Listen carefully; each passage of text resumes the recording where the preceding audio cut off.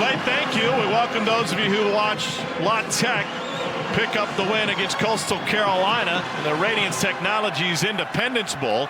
This is the Nissan Stadium first ever meeting between Tennessee and Illinois, the Liberty Mutual Music City Bowl. Tom Hart, Jordan Rogers, Cole Kublik on a freezing day in Nashville, Tennessee. Illinois made good progress on its opening drive but failed to convert a fourth down in Tennessee territory. And since then, Joey Aguilar is 4 for 4 on this opening drive for Tennessee. This will be the 11th play of the possession. Out of the shotgun, Aguilar pulls it back, has room to rumble, and a cutback in the open field into the end zone for a Tennessee touchdown. Joey Aguilar feeling it tonight in Nashville.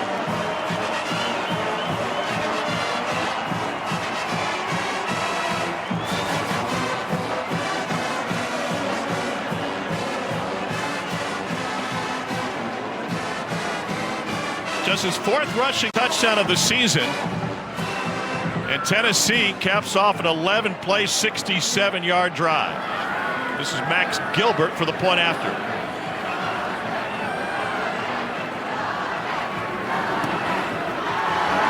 And Gilbert punches it through. Tennessee with a 7-0 lead in the first ever meeting with Illinois. Well, they dialed up a little tight end delay to Miles Kitzelman at the bottom of your screen, but watch all the Illinois guys that stay with him. That's where Joey Aguilar is trying to go with the ball. It's 1-on-5. Great decision to not throw the football in that direction, instead to take off and use his legs. And it capped off a, 12-play drive? 11, but yeah, we'll give him credit for it. Okay. 11-play drive for Tennessee. I never thought of Joey Aguilar as a swagger guy. You know, he is a little more reserved when you talk to him, but there's a big smile. You open up a bowl game with a rushing touchdown, that'll bring a little swagger out for any quarterback. Number 89 is now number 43. Joey Aguilar thought his football playing career was done after a season and a half of junior college ball. Reignited it at Appalachian State. And is chasing Peyton Manning's single-season passing record here at Tennessee.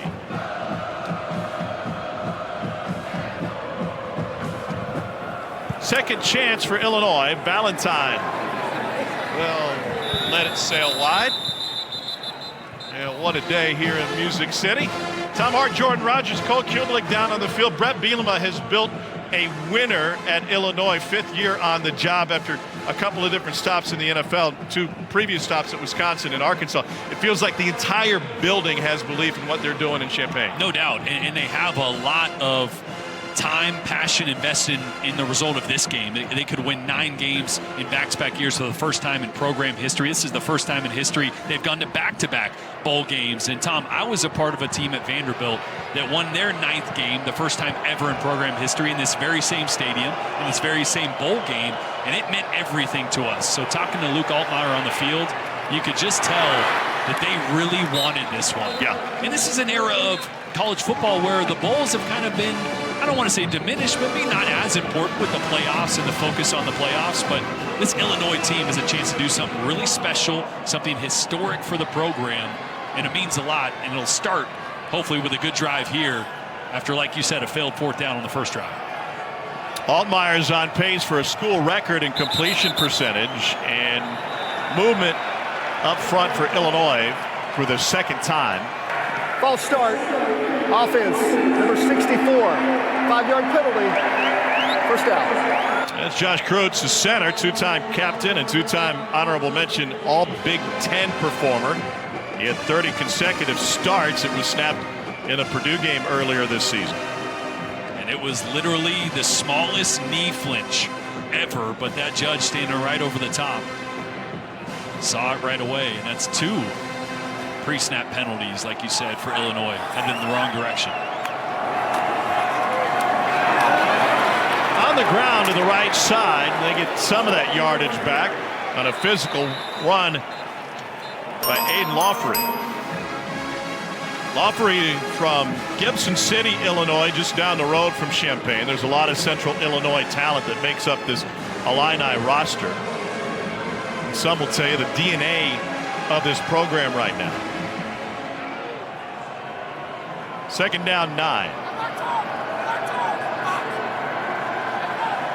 It's Hank Beatty in motion, and he gets back to the backfield. They fake it to him. He's wide open, but Altmaier goes downfield for the completion to Hudson Clement. And an Illinois first down and a gain of 22. Boy, it's really the protection that allowed this one. It's a long developing play. You got a go route on the outside, and you got Clement on a deep sail route. You see how long this takes. But a great job by Altmaier of standing in that pocket, stepping up, and delivering a strike. William Wright is the cornerback on that side. Tennessee without Colton Hood had been starting. In fact, started all 12 games this season. Two tight ends both shift to the right side for Illinois. Another flag.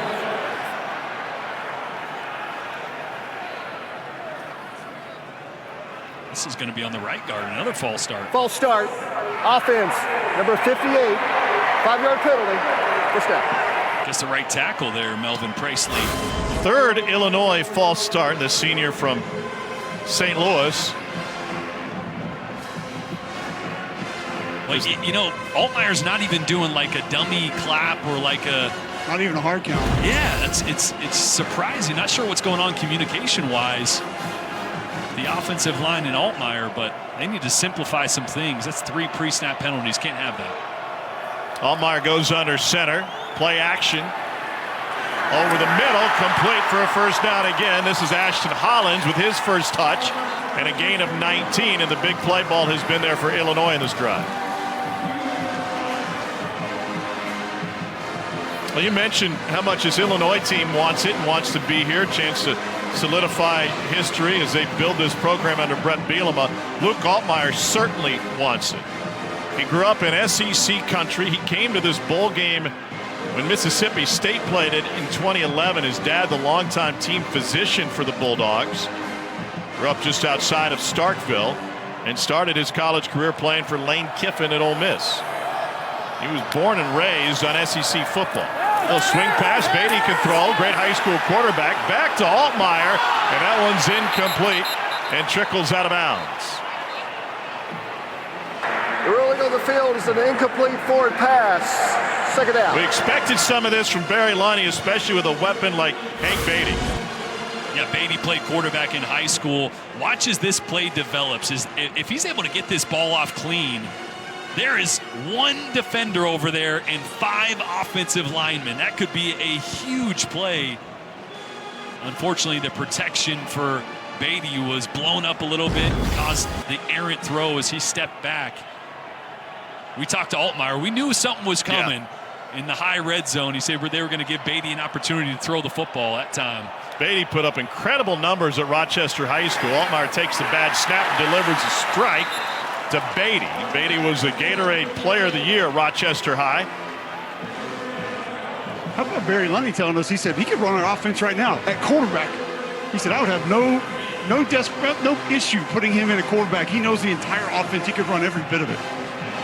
Well, they use him in a lot of different ways. A guy who sprung to the forefront in the bowl game last year against South Carolina, which is Illinois' only win ever against an SEC opponent. They're 1-6 all time against the Southeastern Conference.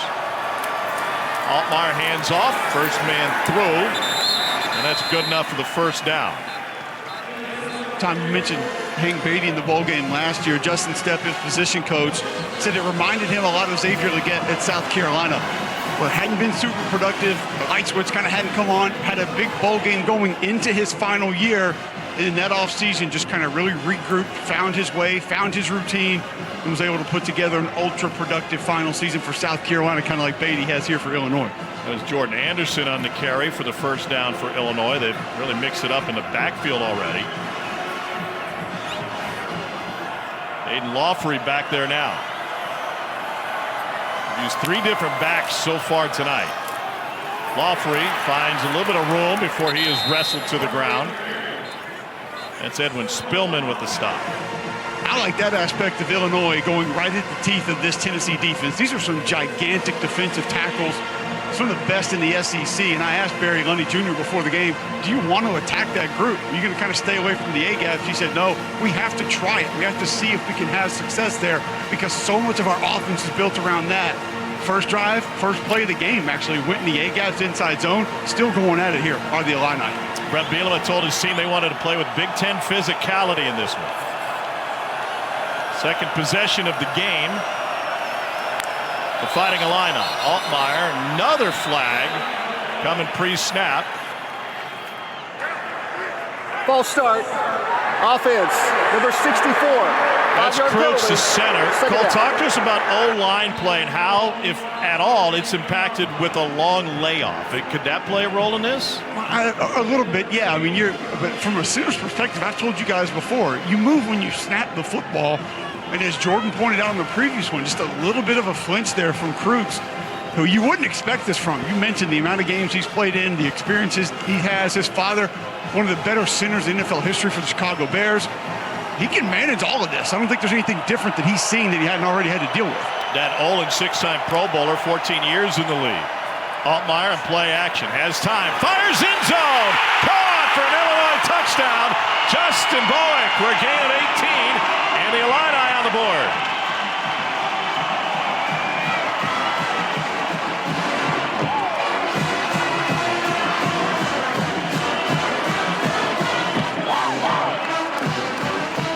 Among other things, not only Illinois a point after from tying this thing up, but as explosive as Tennessee is in the first quarter all season, they've held Tennessee to just one first quarter possession.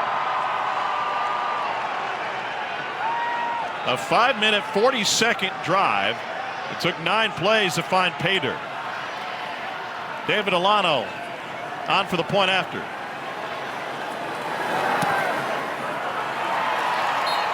"36 seconds remaining in the opening quarter from Nashville. Tennessee and Illinois tied at 7 at the Liberty Mutual Music City Bowl.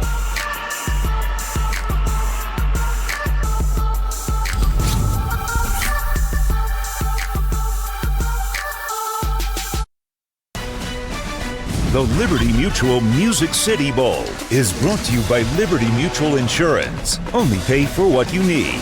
The Nashville Convention and Visitors Corporation. Visit musiccity.com. And Capital One. What's in your wallet? What a great week here at Music City, and saw Doug down on the field. He did the coin toss. No Emu though.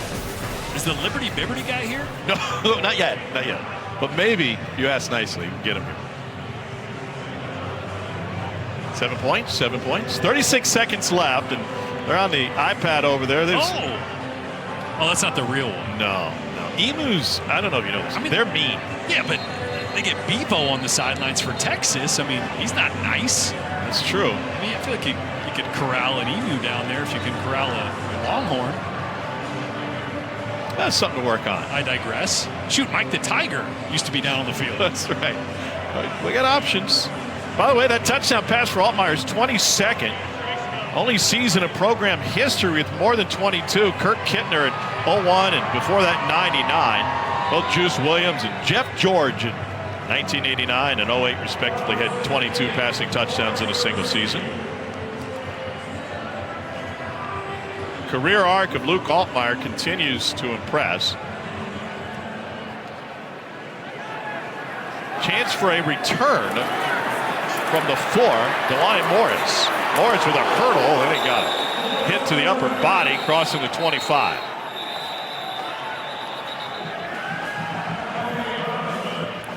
Following our game tonight, bowl season rolls on with number 16 USC and TCU meeting in the Valero Alamo Bowl. TCU 3-2 all time against USC. Last meeting the Sun Bowl in 1998. So here's Joey Aguilar. What a long, winding road for the Tennessee quarterback from Antioch, California. Grew up in the Bay Area, would take the BART to junior college practice. Living at home at the time. A couple of different JUCO stops for an interruption in his career. It's a 3-yard gain on first down by Deshaun Bishop. He was telling us that He took a firefighter's class in high school. And they did everything from rolling out the hoses to working his EMTs, and that was his goal when he was going to quit football. Trying to roll left, and he gets taken down but falls forward for a couple. Leon Lowry Jr. the stop, and that'll take us to the end of the first quarter. First ever meeting between Tennessee and Illinois. A lot of orange in the building today. And the home whites at Tennessee on the board. First, Altmaier with the answer. We're tied at 7.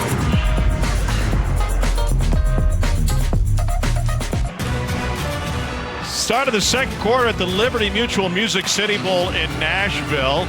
Probably the end of the line for Joey Aguilar's college career, although that's not exactly finished. More on that later. But climbing the ladder, City College of San Francisco for really only one season. The Diablo Valley College, he was going to quit football and become a firefighter.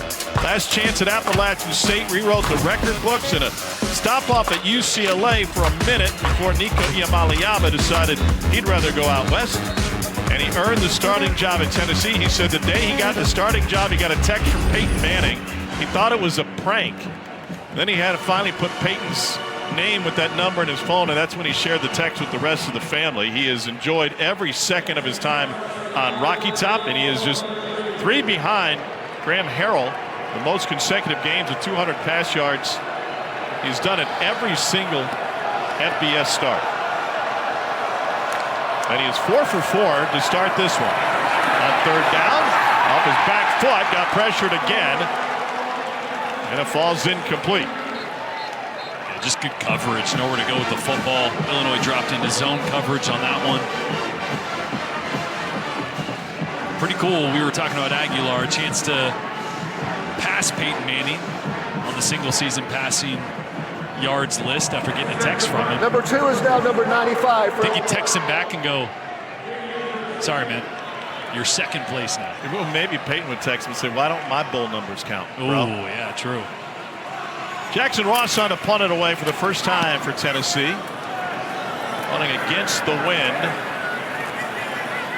And he'll take a volunteer hop, cover a little bit more ground. Well, both of these guys, these quarterbacks, have been on incredible journeys. And for Luke Altmaier, it started in the Deep South. An SEC fan, his dad, the team physician. He grew up a Mississippi State fan in Columbus, Mississippi, between Columbus and Starkville. In fact, he was at this bowl game in 2011.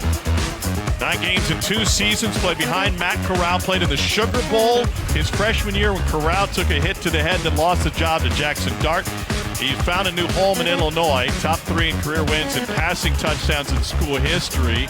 And it was a journey he couldn't have foreseen coming. Cole talked about this at the outset. He said, I came out of high school, I was a big man on campus.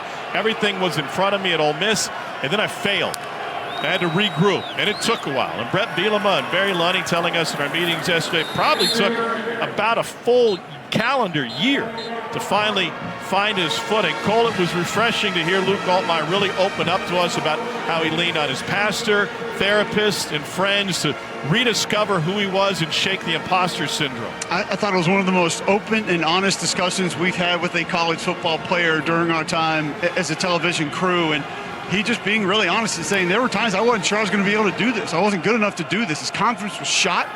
But thankfully, he had family, friends around him that helped him get that back, put a lot of work into the offseason after that first year in Champaign, and turned him one of the greatest quarterbacks in school history. He was not familiar with the Illinois program or even the campus when he first showed up. Little swing pass, plenty of room for Valentine, and he takes it past midfield. And like the weather today, Cole, the family dropped him off in Champaign day number 1. It was nearly in the single digits, and he must have been thinking, what have I got myself into? Well, I spoke to his father, Chad Altmaier, today. He said, I remember the day we took him up there and we dropped him off. He said it was balmy, cold, about 10 degrees. And he said once we got him all set up, we rolled out. He said his mom, Betsy, looked at me and said, not sure I could have stayed with this one. He said, that boy must love him some football because I wouldn't be sticking around in this weather. Well, the coaching staff embraced him even through the rocky times, which included a 5-interception game against Penn State. Altmaier pressured again, and Tennessee comes up with the sack. It's a loss of nearly 5. It's David Hobbs, nicknamed Shrek, able to take down Altmaier. A true freshman, Jaden Harmon, on the left side is going to have great effort to keep this thing alive, to allow some pressure and force Altmaier to escape vertically up through the pocket. Great coverage on the back end. They were trying to play action, hit a shot deep downfield, but coverage was there on the back end for Tennessee. Now 2nd and 14 for Altmaier. He's going to shift his tight end Arkin in for protection. It was play action all the way. Or pardon me, delayed handoff to Valentine. And he'll be short of the first down and set up 3rd and medium. To close the story on Altmaier, that game against Penn State. It was an early game that day, and he threw 5 interceptions. Brett Bielema left the facility, set an alarm on his phone for 9:30 that night to reach out to Luke. We asked Luke about it pregame. Look at him helping out his offensive line, taking the bunny around the tree. And he said, I knew exactly where I was. I was at my parents' Airbnb in Champaign. I took the call outside. I knew exactly where my feet were. It meant so much for my coach to tell me that you're my quarterback this morning. Before you threw 5 picks, you're still my starting quarterback tonight. Here's Beatty on the sweep. Good vision for Beatty before he gets crunched, and he picks up the Illinois first down. Beatty's such a big part of this offense. The screen a couple plays ago, they used him as a decoy. Took about 2 Tennessee linebackers in that direction through the screen opposite. They move him all over the field. And he's had a transformation in his career as well, from really a punt return, gadget, dynamic return specialist guy to a guy that's got 826 yards on the season, 7th in the Big Ten, and the focal point of this offense. He's the only player in college football with a touchdown pass, a rush, reception, and a punt return this season. The Rochester Rocket. They play fake to him. Altmaier steps up in the pocket, little shake, and he dives forward. What a move by Altmaier to avoid an Ole, the Tennessee defender, at the outset of that play, and he ends up picking up 5. I'll tell you what, Barry Lunny, the offensive coordinator, is dialing up shot plays. They are being aggressive. Problem is coverage just there on the back end. Again, a play action, using Beatty as a decoy, trying to hit a shot play downfield, and nothing's there. See a little side swipe of Altmaier's helmet. So he does the smart thing, take off and run. Impressive for Tennessee in the back end. Yeah. The issues they've had injury-wise, specifically at corner. They lost their best corner before the season even started. And Ty Redmond, freshman number 4 in white, was pressed into action early this season, especially against Georgia. The Dogs tried to attack him. Redmond getting a break right now. And Tennessee really without their top 3 corners from the start of the year. Jermod McCoy obviously hasn't played all year. Ricky Gibson was hurt week 1. And now Colton Hood declaring for the NFL. So this Tennessee back end doing a really good job against Luke Altmaier and this Illinois passing attack. Illini 2 for 3 on 3rd down tonight.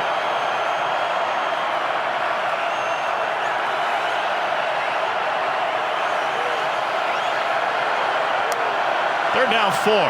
Pressure from the edge. Altmaier stands tall, delivers, but it is short of the marker as Bowick gets taken down 1.5 yards, if not 2 yards short. That'll leave 4th and short. They already went for it once tonight. They're going to keep the offense on the field. 4th and a short 2. Boy, I was watching Brett Bielema on the sideline.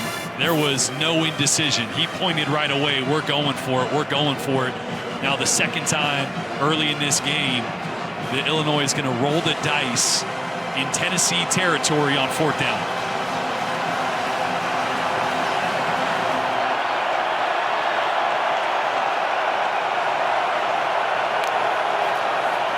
Altmaier shovel pass into traffic, and it was intercepted by Tennessee. Bryson Eason thrown right to him. Rolling on the field, some incomplete forward pass. They say it's incomplete. Regardless, it's a turnover on downs for the 2nd time for Illinois. It was a dangerous thought by Altmaier into traffic. And a turnover for Illinois on downs. Does a fantastic job with this Tennessee defensive line. We're tied at 7. Almost midway point of the 2nd quarter, and that defensive line came in with a huge play on the 4th down stop. It was massive. Also the right call. Jaden Perlotti's going to walk up and blitz through the A-gap, and Bryson Eason's going to get inside vertical pressure in the A-gap right where they're trying to run this shovel pass. So sometimes it's the perfect call and it's great effort. And both those things happen on that play to stop Illinois on another 4th down. Cole, what makes Rodney Garner such a great coach? Well, experience, number one. I mean, he's coached at almost every SEC school at some point in time, but just he knows how to get the guys' engines going. He's one of those coaches, kind of rare in today's college football, can still coach extremely hard and not just run guys off. And I think because you can point to the Derrick Browns and the other NFL success stories that he has, the guys had that automatic respect for him. I know Tennessee fans have to be thrilled that they're going to get him back next year with the new defensive coordinator. Yeah, Jim Knowles coming in as the new DC. Coaching change at the end of the season for Josh Heupel on the ground. And a solid gain by Star Thomas. And this run game from Tennessee is trying to set up the shot play. We haven't seen Joey Aguilar push the ball vertically downfield yet. Illinois playing a lot of deep two-safety zone coverage. Here they go. Pocket collapsing, and Aguilar taken down again. Second sack of the night for Illinois. Eli Coonan transfers from Bemidji State with a sack for the Illini. Boy, and they were going to have it. Mike Matthews was running right down the middle of the field, splitting those two deep safeties. But Joey Aguilar just did not have enough time to get that one off. Gabe Ackus, the Big Ten sack leader, second in school history, is headed on to the NFL. They're still getting pressure on the quarterback without him. Aguilar has room to rumble. Sandwiched at the 39 and picked up the first down. Wow, what an effort from Aguilar. It's a quick decision. You see all the rushers go to the right side, or excuse me, left side of Aguilar. No one on the right side. You can see him look to the sideline. He knew where that first down marker was, knew he had to get his shoulder down and put his body on the line. You know, we told the story of Aguilar. He's really playing with house money. After thinking at one point, really mentally saying he was going to walk away from the game, to the season he's put together here at Tennessee is going to give him the opportunity to play in the NFL. Something that I think in 2020, you would have thought, I got no shot, right? In the junior college ranks, thinking he was just going to probably hang it up, and parlayed that into a prolific couple years at App State, and now the big numbers he's putting up this year are definitely getting the attention of the NFL. He'll be in a camp somewhere next year, no doubt. Well, he told us that his welcome to major college football moment was the Georgia game in Knoxville. That was a huge early season game, a missed kick and some tough break for Tennessee cost him the game. But in that contest, Aguilar threw for 371 and 4 touchdowns. He tied Peyton's school record for passing yards against the Dogs. Another first down on the ground. Straight ahead run again. Star Thomas making headway right up the gut. Boy, I'm just watching the secondary for Illinois. They are playing so deep. And that's why Tennessee's just handing the ball off. They're getting 5 guys in the box. And now you see Illinois changing the picture, showing pressure there, rolling down into one high. If they keep it on, this might be an opportunity for Tennessee to go play action. Aaron Henry, the defensive coordinator for Illinois, told us yesterday that they think that Tennessee is predictable, especially when they go tempo based on tight end alignment, and that they're going to take some chances and try to bring pressure in those situations. Big hit from the safety spot by Mac Resetich. You're seeing Joey Halsley, the Tennessee offensive coordinator, test that, Tom. You had tight end Ethan Davis in the slot. You bring him across as kind of your lead blocker on that play. We've seen him insert the tight end in between guard and tackle, in between center and guard. We've seen him on split zone as well, trying to cut off that backside. So using their tight ends. And Joey Halsley told us he wants to live in 12 most of the game today. 1 back, 2 tight ends in a lot of different ways. And they can do that with Kitzelman back. Ethan Davis caught fire tight end towards the tail end of the season with Kitzelman out. Aguilar going deep over the middle. Caught for a first down, and taken down at the 20 is Mike Matthews. That's a pickup of 16 for Tennessee. This is something that Tennessee hasn't had a ton of in their offense until Joey Aguilar got here. A full field progression. He started all the way out wide to the right and came back all the way to the left. A great job of working through 3 or 4 reads to get to that backside. Low-scoring first half between Tennessee and Illinois. And a huge hit in the backfield by James Kreutz. Second of the Kreutz brothers to make a play tonight.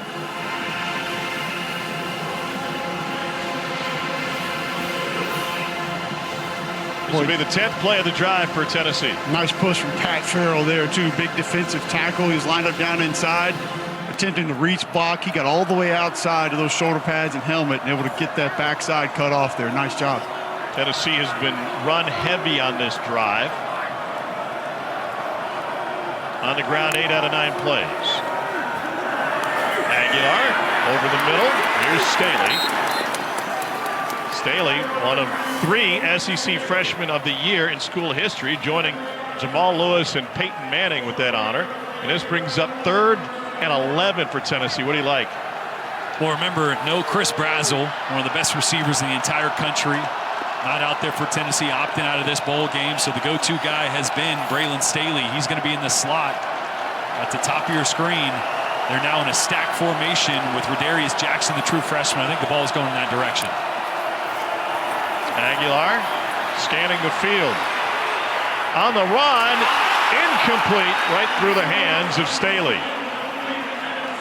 A near pick for Illinois, which had 4 takeaways in the regular season finale and 9 inches of snow against Northwestern. Well, it's the pressure in the face of Aguilar, because he should have thrown that football right away to Braylon Staley. They had a little man-rub combination, but the pressure at his feet here, you see he has to move on because he feels that, ends up escaping, and could have been a big pickup on that 3rd down.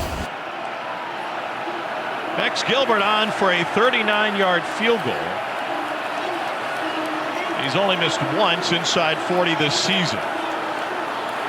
Wind is indoor. And a chip shot hung up, but went wide. And a missed field goal for Gilbert, and that brings it into that drive. The wind is whipping at the top of this stadium, not so much at the top of the goalpost, and this one was off from the jump. Gilbert short and right, and an empty possession for Tennessee.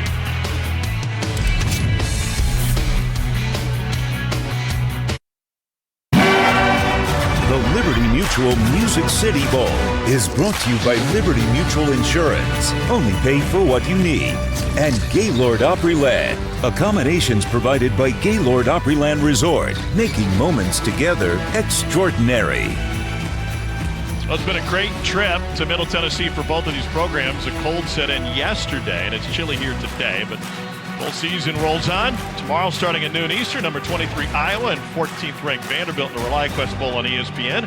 And at 3 on ABC, it's number 18 Michigan and number 13 Texas in the Cheez-It Citrus Bowl. And back on ESPN, the SRS Distribution Las Vegas Bowl has Nebraska and 15th ranked Utah at 3:30. Speaking of Hawkeyes, we got some Hawkeye flavor in this game. Of course, Brett Bielema played on the D-line for Iowa in the early 90s when he was a coach there. Hayden Fry, Kirk Ferentz, and then the acting defensive coordinator, William Inge, for Tennessee, was there at the same time. In fact, they were locker mates, sat right next to each other every day. 1st and 10. Batted and nearly picked by Tennessee. Idris Farouk. Boy, Farouk read that the entire way. This is an RPO, so it's a called run pass. Altmaier's going to read the backside. Farouk looks like he's coming, and he holds up. Gets his eyes on Altmaier, and those are so tough to catch. I mean, you're like 8 yards away from the quarterback. That ball's coming fast. You're not expecting it. Straight ahead. And Illinois going back to Lawfery. It took a while to finally bring him down, and they got him over the line, and Utley will be flagged for an additional 15 yards after a 6-yard pickup. And the freshman from down the road at Ensworth High School here in Nashville costs Tennessee another 15. After the play was over, personal foul, unnecessary roughness, defense number 17. 15-yard penalty, automatic first down. And Utley making a mistake that you maybe would expect from a true freshman, getting an opportunity. I don't know. I don't know if that. No, that's not a mistake. What? That's a. How's he supposed to know he's even out of bounds? He didn't even really throw him that hard. I'm going to take that back. That is.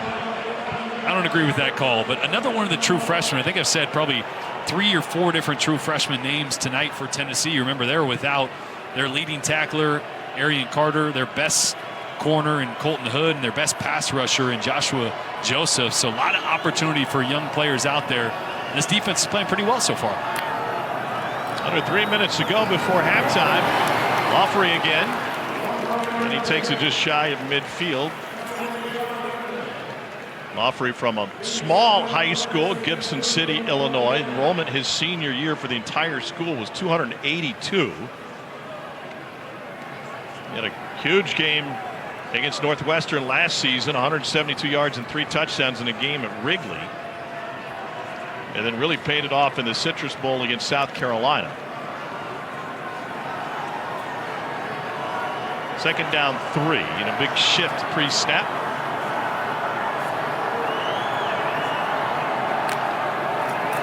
Luke Altmaier swings it to the outside.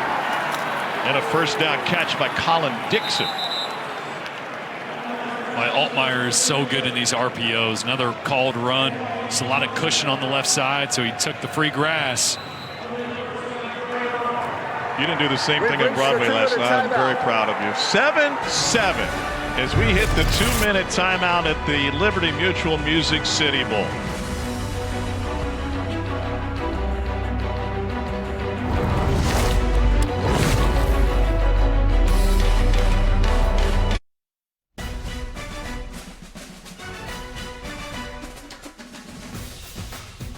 Plus, Kewan Lacey is going to be good to go for Ole Miss. How big of a key will he be?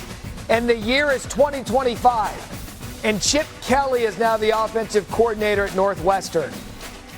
I don't know, but boy, do I love this sport. EJ Manuel joined me coming up at the half. Hi, Matt. Thank you. Jordan, Kewan Lacey, how big a key is that? Huge. Had just 31 yards in that first matchup against Georgia. They weren't able to run the football in the fourth quarter at all, which led to that Georgia 17-point fourth quarter comeback. So I think he might be the most important player in that game. He's banged up, so if he can stay healthy and they can get him going, it's going to be a heck of a matchup tomorrow. I guess 2 days from now. Sure. I have no idea what day it is. Yeah, I definitely don't. Monday Night Football came on last night. I was very confused. Yeah. Illinois is plus about 4 minutes in time of possession. They've done a fantastic job shortening this game. And now they go right back to the ground game. And Loughery, and he took a massive knock after a gain of 8. Well, it's exactly the game plan you want against Tennessee, right? You want to milk the clock when you're on offense, and you want to force them into long drives when they're on offense. So they've really taken away the explosives from this Tennessee offense, and they've held on to the football. Obviously, you got to capitalize. Twice now they've turned the football over on downs in Tennessee territory. So this drive here at the end of half will be very important. The Illini have all 3 timeouts remaining as we approach 1:20 to play in the first half. Loughery bottled up in the backfield and thrown down for a loss of 1. Jeremiah Thielander, junior middle linebacker, making his 13th start of the season tonight. Oh, I love watching Thielander play, man. He has zero regard for his body. He just throws himself. What you got, Cole? I'm with you. I love watching Thielander play. It's like a WWE wrestler out there. There's William Inge, acting defensive coordinator for Tennessee. It's on Kalen DeBoer's staff for a number of years. Floated to the outside, complete for a first down. And Bullock out of bounds to stop the clock. 46 seconds left. And that's that spot where Colton Hood would be, right? The potential first or second round draft pick out of this game. William Wright, the Nashville product, filling in, but Wright is giving a lot of cushion to the field. He's off about 8 to 10 yards, and that's the second time now on this drive that Luke Altmaier has just turned and thrown it to the field and taken advantage of all that space. They got Beatty in the backfield right now. 2-back set with Loughery. Beatty vacates, pump to him. And they go back to him after the defense fell off, and his stiff arm takes him out of bounds. Altmaier may have had a shot deep. There's a flag on the far side. Right about where Beatty was going out of bounds. Looks like we could have a face Personal mask. foul, grabbing the face mask. Defense number 0. The penalty is half the distance to the goal line and an automatic first down.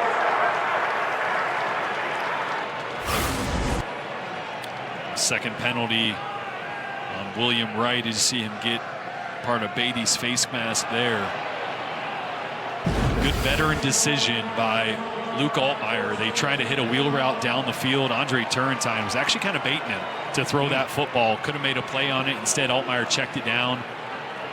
That's what you want to do. 2-minute situations. You want to be smart with the football, especially when you're in field goal range. Don't take any chances that you don't need. Lawfrey, the lone back. Altmaier play action again. Fires end zone. Incomplete. A lot of coverage in the back end there. Trying to fit it into Hudson Clement. We talked to Barry Lundy, the offensive coordinator for Illinois, about Altmaier's propensity to turn the ball over, try to force the ball into tight windows. And he said, I think this is a quarterback that has ultimate confidence in his arm and his receivers, of just a couple of guys that he really leans on. There's Lunny, was on Bielema's staff at Arkansas before joining him in Champaign.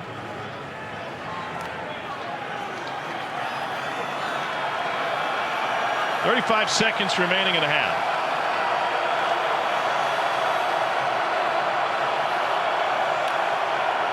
Pressure coming up the middle. Altmaier lobs it into the end zone. Beatty has it knocked away. Fantastic coverage for Tennessee and Jalen McMurray.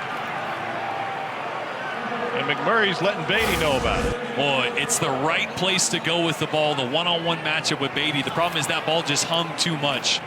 Beatty wins off the line of scrimmage right away on Jalen McMurray. So if Altmaier throws that with less air and gets the ball there quicker, Beatty's going to have a chance. Instead, it hangs too much. McMurray gets back in phase and in good position. A big third down here. 11th play of the drive. Altmaier's perfect on third down so far tonight.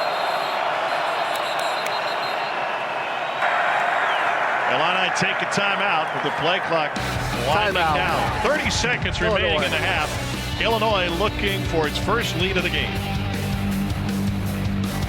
Back to the Liberty Mutual Music City Bowl as part of Capital One Bowl Mania. Tom Hart, Jordan Rogers, Cole Kubelik, our fantastic crew here in Nashville, including spotter Chris Capo and statistician to the Stars Greg Campbell. 30 seconds left in the first half.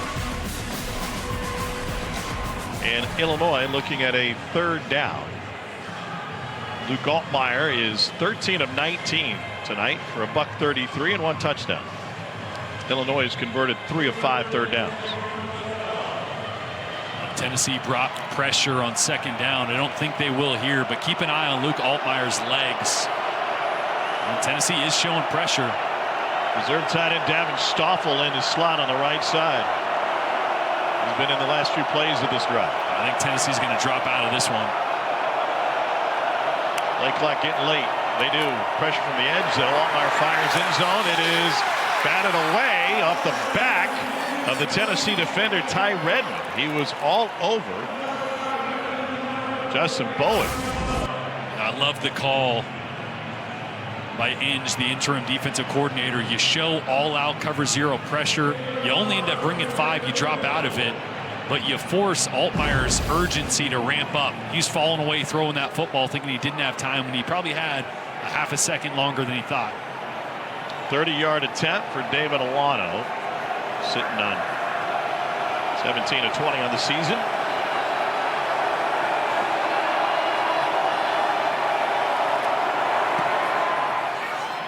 Alano drills it.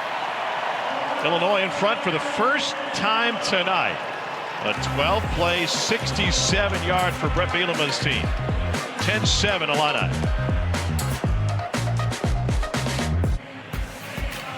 Coming up at 9 Eastern on ESPN2 and the ESPN app, a men's basketball matchup between Notre Dame and Stanford. Maples Pavilion in Palo Alto. Stanford 11-2 on the season. Cardinals have won 7 of their last 8.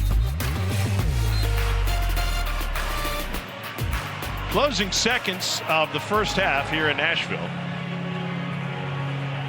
With Illinois out in front after a 12-play, 67-yard drive. This is a Tennessee offense, one of the most prolific in the country, and they have been stuck in ice tonight. Only 123 yards. Illinois is +7 time of possession. Alano, the junior out of Naperville North, has it on a tee.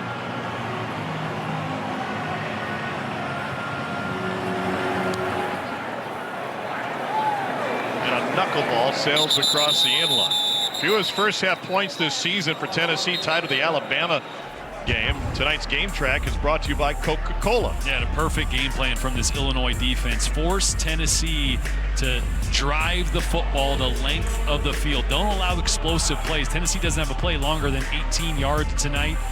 And you see there, 1 3 and out, 2 long drives that only resulted in 1 touchdown. Great game plan so far from Aaron Henry. Aguilar has 9 completions of 50 yards or more this season, and that one's incomplete as he tried to throw it on the run to Braylon Staley.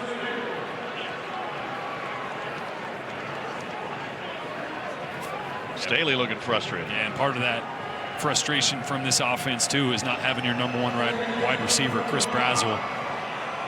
That changes things around. Mike Matthews is playing on the right side. He's usually on the left side. You got a couple true freshmen in and out of the lineup on the outside as well. Aguilar is only 6 of 9 in this first half. Volunteers 0-2 this season when trailing at the half. They lost to Oklahoma and Alabama. Josh Heupel's team will have to reverse a trend. For Illinois, 8-0 when leading at the half this season. And the Illini, with a late field goal to close the first half, take a 10-7 lead into the locker room as Illinois looks for back-to-back wins against an SEC opponent in the postseason after knocking off South Carolina in the bowl game last year. That was an emotional game for Brett Bielema. A lot of drama in that one, but going head-to-head with Shane Beamer. And Bielema, an emotional coach, but he's got his team in a winning position right now, talking with the officials as he walks off the field back towards the Illinois locker room.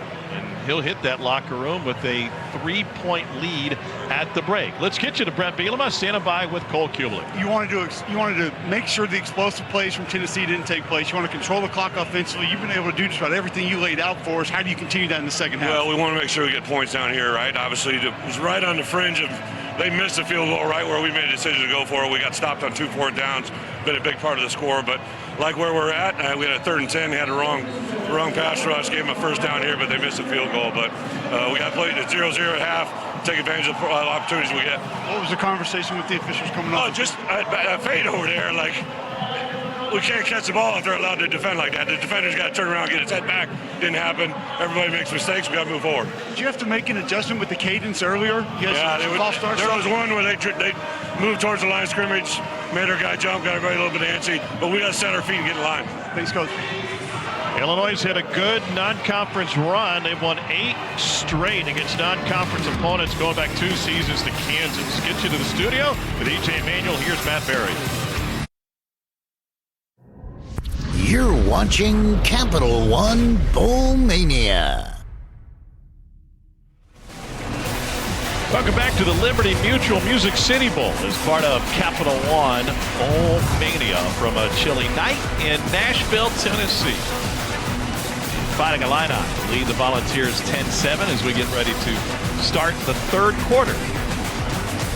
Tom Hart alongside Jordan Rogers, Cole Kubelik down on the field. Illinois has done something tonight that most teams have not been able to do. They've slowed down Tennessee's offense, only 127 yards in the first half. Tennessee 4th in the nation, 482 per game. Yeah, it shows how much they miss their #1 receiver, Chris Brazel, not having that deep threat. But really, Joey Aguilar hasn't had the time to throw the football downfield. This offensive line's been under pressure from Illinois all night. They got to find a way to maybe move the pocket, run the football a little bit more, maybe max protect to set up those shot plays. Their longest play is 18 yards. This is a Tennessee team that is used to hitting chunk plays. I expect a more aggressive approach, but more calculated in the second half to see if this offense can open up. Tennessee suffering 2 sacks in the first half. Volunteers 0-3 this season, allowing 2 sacks in a half. In the first half, I should say, with losses to Bama, OU, and then last time out against Vanderbilt. Deep kick and no return. Time to take a look at who's bringing the heat, brought to you by Sonic. This is the pressure we were talking talking about, the lack of protection. They've tried to dial up plays downfield. As you see right here, just no time for Joey Aguilar. Doesn't even have time to step up in the pocket there, find an open receiver. They forced him to scramble outside the pocket as well. Another missed opportunity there to Mike Matthews. And again, pressure in and around Aguilar has been the story and the reason those chunk plays aren't there. They've been forced to have methodical drives, and that's not something that Tennessee loves doing. They like hitting 4 or 5 play drives with big hitters downfield. But again, I expect they start with the run into Deshaun Bishop to soften up this zone coverage from Illinois. And that run is a huge help on first down as Bishop rips off a first down gallop of 17 yards. Cole, you talked with Josh Heupel at the half. What do you have to say? He almost mirrored what Jordan Rodgers said a few moments ago. Said, we know they were going to play us deep, give us underneath. We have to take advantage of that. Said middle of the field, a place that they feel like they can attack here in the second half. A near pick by Illinois on the first down play. It falls incomplete. Aguilar's string of consecutive 200-yard passing games is in peril here to start the second half, and this one almost ended up in Illinois' hands. Yeah, just a little miscommunication. He's expecting Ethan Davis to sit up a little sooner. Well, back to the ground game and 5 yards for Deshaun Bishop. And I would just lean on that. Illinois is going to sit back in deep cover 2. If you look at how deep these safeties are, they are completely content forcing Tennessee to drive the length of the field and run the football to take away those shot plays. Oh, as they hear it, roll down to single high for the first time in a while. Aaron Henry is the defensive coordinator for Illinois. Defensive back for Brett Bielema's Rose Bowl team, one of them. Pressured. Aguilar can't get loose. Third sack of the night for Illinois. Malachi Hood, the junior out of Joliet Catholic, comes up with a stop for the Fighting Illini. Boy, this is not as much protection because there is a pocket here initially. As you're going to see the rush from Malachi Hood coming from the left side. He's got Rodarius Jackson wide to the left in one-on-one coverage. That's a true freshman who coming into the game only has 7 receptions. If that was Chris Brazzell, that ball is out in a heartbeat. I think Aguilar right now a little apprehensive to take those one-on-one opportunities to a true freshman that he hasn't had a ton of reps with until this point. At some point, you just got to rip it, You right? got to, right? One-on-one, you got your big 6'2" receiver out there. I don't care if he's a true freshman or not. Take the shot downfield. But you can tell that pressure and not having Chris Brazzell is really affecting this Tennessee offense and Joey Aguilar. So here's Luke Altmaier.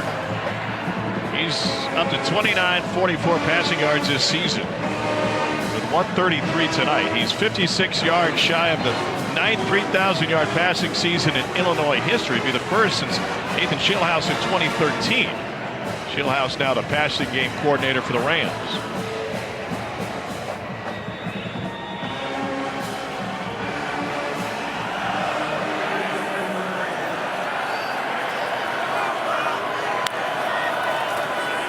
Altmaier on the run. He's one of the best in the country in accuracy when he moves. And that one ruled incomplete to Hudson Clement. Well, that's what they call the announcer's jinx, Tom. Nailed it. You had to say it as he was rolling out, but you see right there, 99.4 rating on the run. What makes him so good at it? Second best among FBS quarterbacks. Well, he's got such a fluid throwing motion that it doesn't need to be over the top. It can be sidearm. It comes out really natural on the move because he's an athlete with extremely limber arms and a talented arm that can make any throw. That was a massive gap and a beautiful spin move for Valentine. That's a 15-yard run on first down. Tennessee that time brought the blitz, and anytime you bring the blitz, you're going to have a chance to jump out of a gap. And you see the B gap backside gets completely opened up because the blitz is front side, and a nice hole for Valentine. And Illinois comfortable leaning on it. Khalil Valentine, native of Hayward, California, back at it.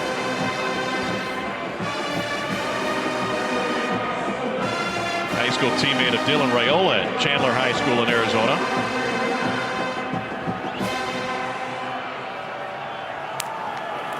On 2nd and 5, fake the handoff, going down the sideline and incomplete to Clement. William Wright had the coverage. a really good ball, a really good effort there from Clement. An even better play on the outside by William Wright.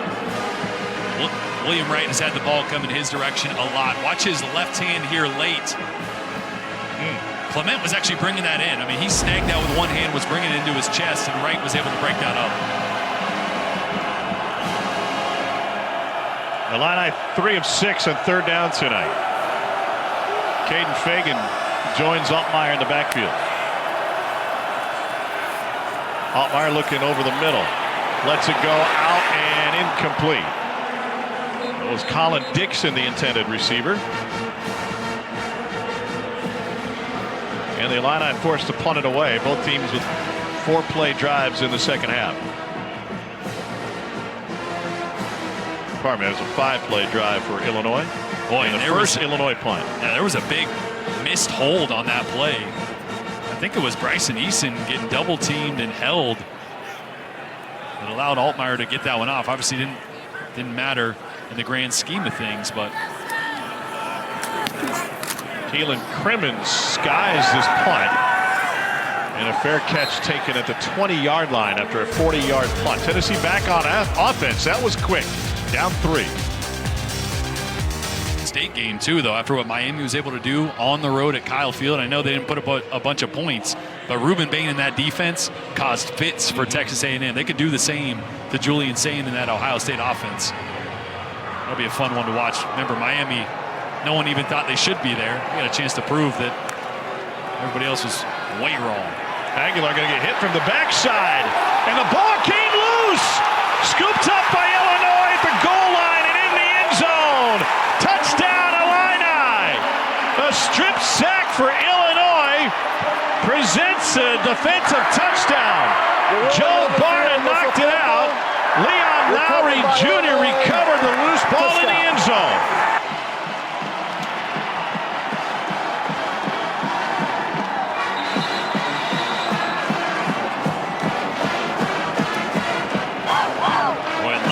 For Tennessee. Injury to a defenseless player. Lance Hurd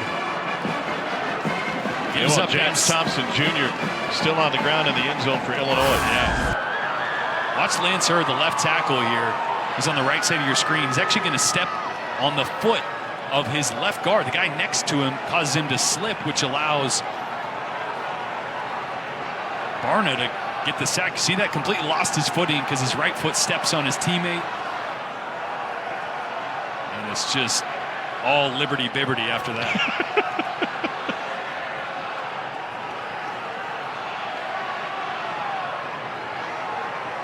The protection issues continue for Tennessee.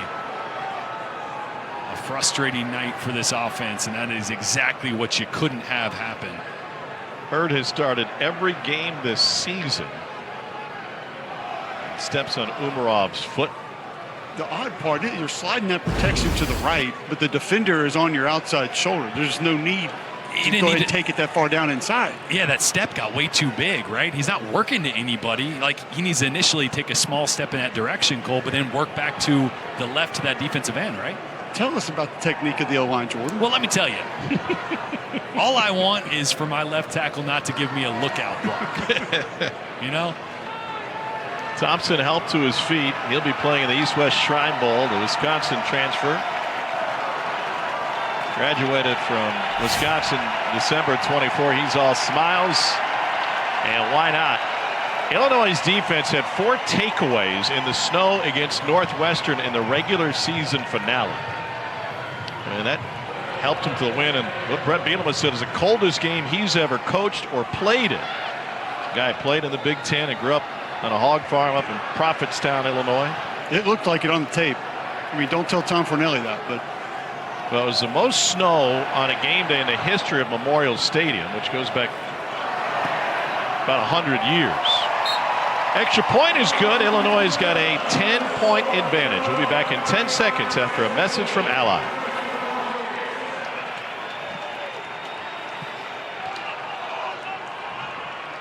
Spend more time cheering and less time stressing when you bank with Ally, the bank that's your ally. Back to you. Well, one of the discussions we had with defensive coordinator Aaron Henry yesterday focused on getting after the quarterback, and he said it's the end of the day, it's how do you affect the quarterback? And they certainly able to affect Joey Aguilar tonight. Well, and they're doing it without really having to dial up pressure, because they're staying in that 2 safety shell. They're staying in a deep zone. They're just able to win with 4. Occasionally they're bringing some pressure to mix things up, but where can Aguilar attack that zone if he has time? Well, you got to attack the middle of the field. But the problem is you got to have time to attack the middle of the field, because that takes a little bit of time to develop. Again, I'm going to sound like a broken record. You got to run the football first. At some point, you have to force Illinois out of the 2 shell, force them to roll a safety down. Again, that's frustrating for Joey Halsley and this Tennessee offense, because they like taking shots, they like being aggressive, but right now Illinois is dictating the pace of this game, and Tennessee's got to focus on putting together another long drive to get some points back on the board.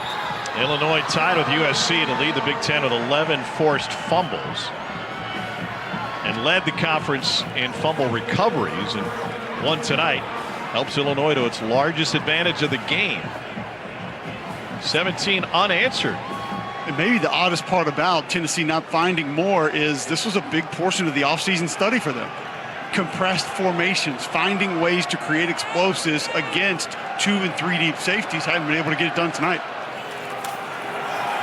And so here's the run game for Tennessee, and 5 yards on first down for Star Thomas.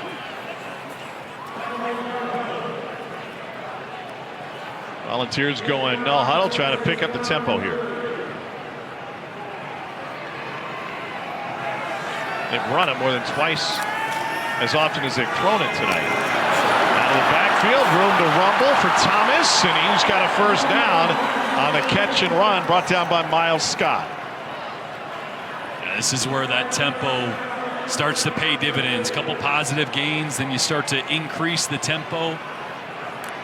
Illinois getting lined up in time. Another run right down the middle. Huge gap. Star Thomas rumbles to the 30. That's a 21-yard gain. And an injured Illinois player. Injury timeout to a player on the defense. Looks like Tanner Heckel, the cornerback for Illinois. Number 16 in blue, the one that got injured at the end of the play. And what you notice here, no linebackers on the second level in the box at all, because they're in that 2 safety shell. They have 2 safeties deep, and another guy is that middle deep defender. Really 3 guys playing probably 15 yards downfield, no second level defenders, and that's what Tennessee's got to do, just hand the football off.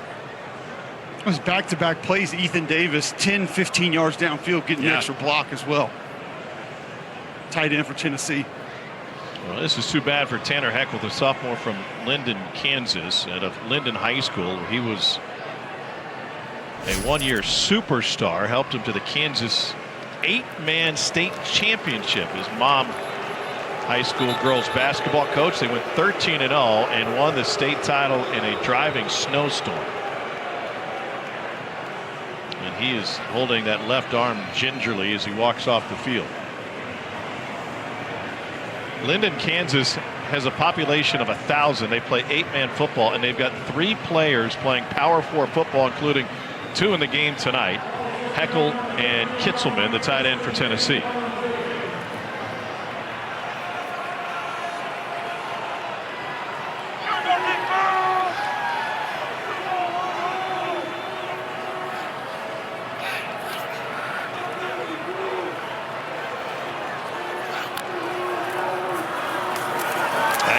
It off.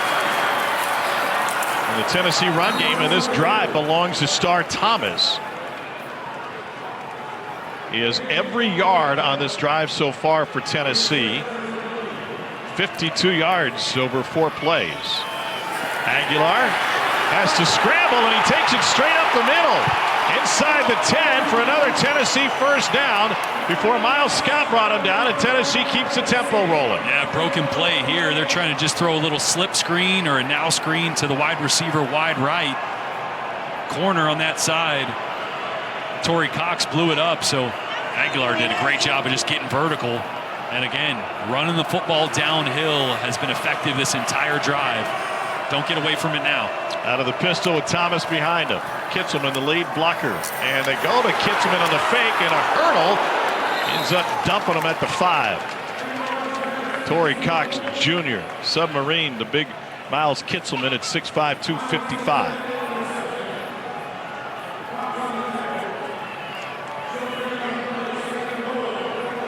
This game has been shortened for Josh Heupel.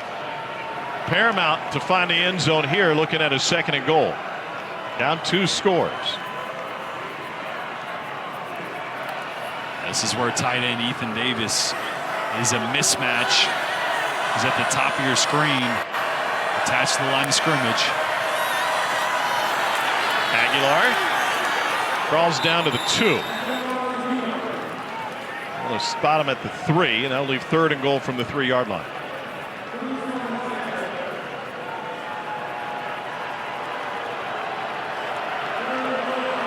Thomas exit. Deshaun Bishop returns to the backfield for Tennessee.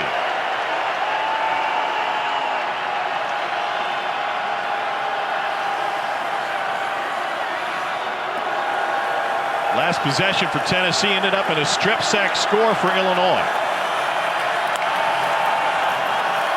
Bishop working towards the goal line. He is stopped. Picked up a yard. Kurt Neal, big number 99, the first man there, and shoved everybody back. Tennessee's going to go for this one. The Illinois fans in front of us haven't sat down this entire game. Volunteers 11 for 15 on 4th down this year. And Tennessee gets bigger, bringing in a tight end and a defensive lineman.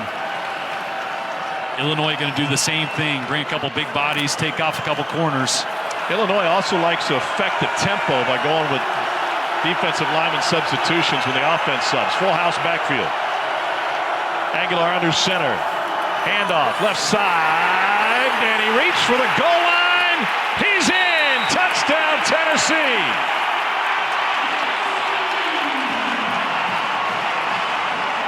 Fitting that Santa would be in orange tonight for either side. A touchdown plunge for Deshaun Bishop. They bring in 94 right there on the end of the line of scrimmage. Carter Hewitt, the defensive lineman. That's a great block from a defensive guy, and a really good job by Deshaun Bishop of reaching that ball out because he was stopped short. Good physical tackle. No body part on the ground. That left hand can be on the ground as he reaches that out. What an effort. And he was assisted by the fact that at least initially he was on top of an Illinois defender. Yeah.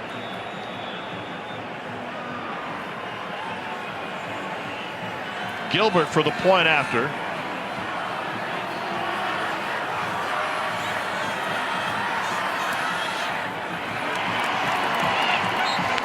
Well, Tennessee able to answer after the disaster in the strip sack possession before. Star Thomas carried most of the load. Deshaun Bishop with the extra stretch to put it across the goal line.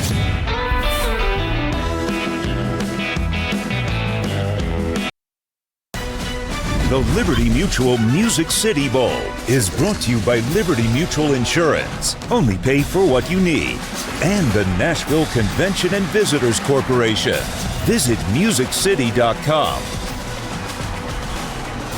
We've seen some thrillers here at the Music City Bowl, including 21. Purdue outlasted Tennessee in overtime, 48-45. Aiden O'Connell threw for 534 and 5 touchdowns.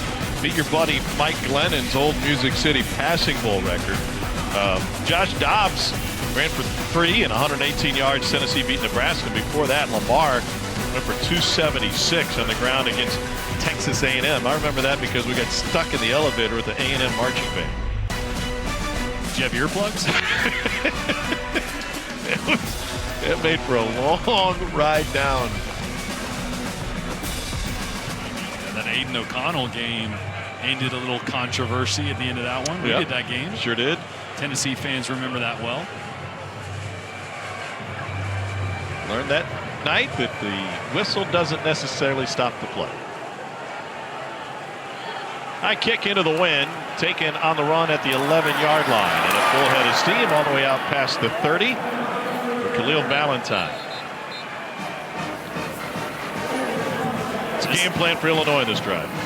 Well, I think it's you get back to what's been working for you, which is some play action shot plays. They've actually been pretty successful at protecting Luke Altmaier and allowing him to attack the intermediate aspect of the field, try to take some shots downfield.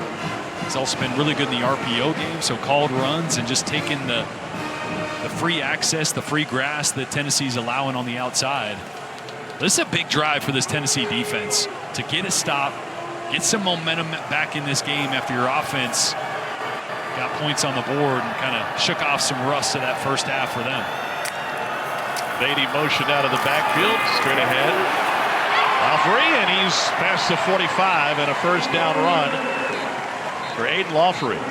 His defensive coordinator, William Inge. They just hired Jim Knowles. 18 years as a defensive coordinator, including the last 4 in the Big Ten. His years at Penn State, prior 3 at Ohio State, won a national title. Lawfrey's got nowhere to go. Tennessee stops them. It's a loss of 1. Inge's focus was really to simplify some things, so guys are thinking less and playing faster. A lot of new faces, a lot of true freshmen out there. A few of their main guys not in the lineup, so important drive for them to get pressure on Altmaier, try to find a way, whether it's through blitz or just winning one-on-ones on the outside. Remember, left tackle J.C. Davis is not playing. Nathan Kanapik has been great on the left side, but got to find a way to get there. They come free on Altmaier by design. The screen out to Beatty, and he picks up 10, just short of the first down. They leave 3rd and 1. Well, and a great call when you know that Tennessee's going to be pinning their ears back on 2nd and long. A little tunnel screen to Beatty.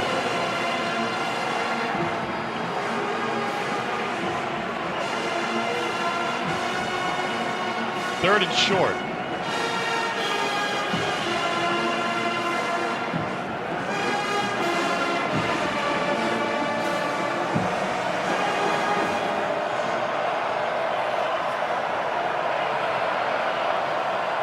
It's Lawfrey in the backfield.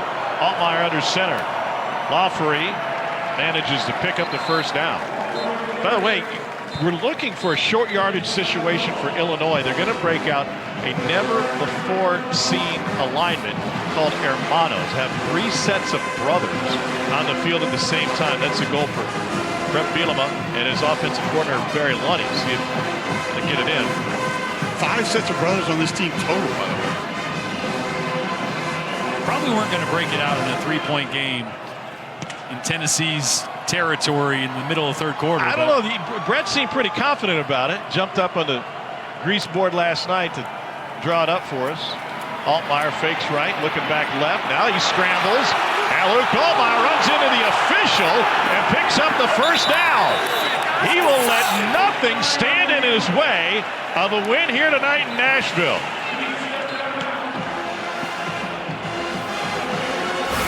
Sean Garrity, the umpire, failed to make the tackle. Yeah, they're trying to go a double move to the field. Great coverage by Tennessee, and then just get out of the way. Ludacris said it best. Move. Oh, poor Sean didn't know he hit him. No worse for the wear. Maybe. Knock the wind out a little bit. Maybe it's cold, man. It's cold. He doesn't have pads on. Altmaier, I don't think Timeout. got the play. Illinois. With the play clock. First of the half. Illinois will take a timeout. Give everybody a chance to catch their breath. 3-point Illinois lead.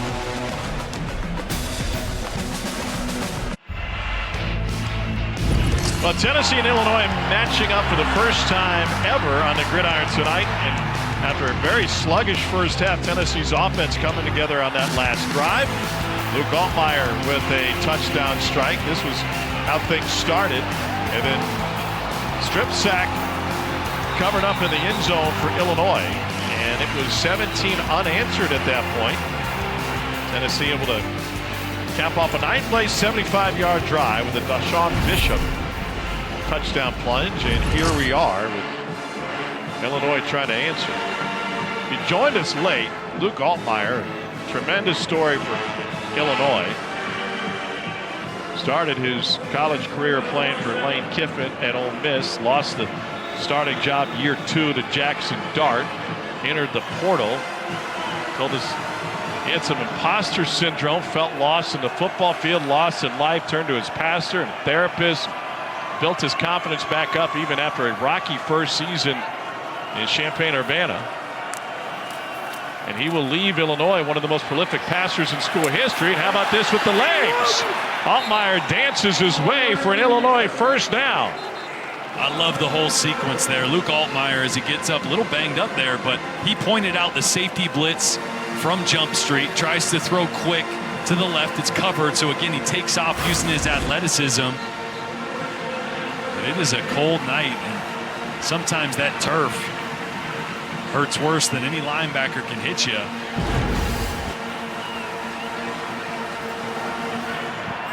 Artificial surface here at Nissan Stadium.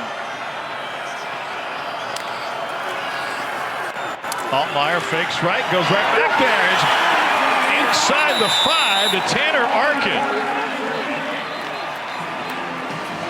Such a good throw. Normally this ball would be up and over the top, but Tennessee safety Caleb Beasley was redirecting deep over the top. So he puts this ball in the back shoulder there. Great little adjustment on the fly to Tanner Arkin. Arkin, the workhorse, has the second most starts at tight end in program history behind only Matt Cushing, and one spot ahead of Illinois' athletic director Josh Whitman. Played for Lou Tepper and then went on to the NFL, Whitman did. First and goal for Illinois. Altmaier takes it himself. He's in! Touchdown, Illinois!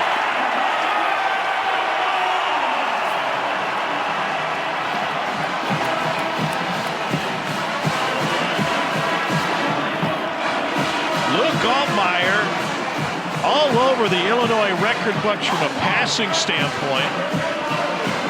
But tonight, Altmaier has been able to get it done on the ground with that touchdown run. Well, watch the tight ends on the right side of your screen, Tanner Arkin and Christian Abney. Watch them just push these defenders all the way down. They may take them past the center to open up that hole for Luke Altmaier. Physicality up front has been won by Illinois all night so far. You see him rocking the baby? I did see that. That's pretty good. You think he's shouting out Jordan, like Michael Jordan, or? I think here's who he's shouting out, because he watches SEC Network every Saturday night. He's shouting out our guy, Jordan Rodgers, and his beautiful bride, JoJo, Romy Blair, born 2 days before Christmas. Yeah, a little early, 3 weeks early, you could tell. I mean, I've been working hard, right? I did all the work. Yeah. My poor wife, she goes, well, I just had to get this baby out of me, and my husband's just sleeping.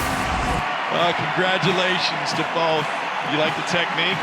You know, you want to interlock the arms a little bit more, especially with a tiny 6-pound, 10-ounce newborn, but he'll get there. You know, we're all not experts. I'm 7 days in, and I still don't know what I'm doing. Hey, cavemen did it. You'll be fine. 10-point Illinois lead. What a run for Altmaier.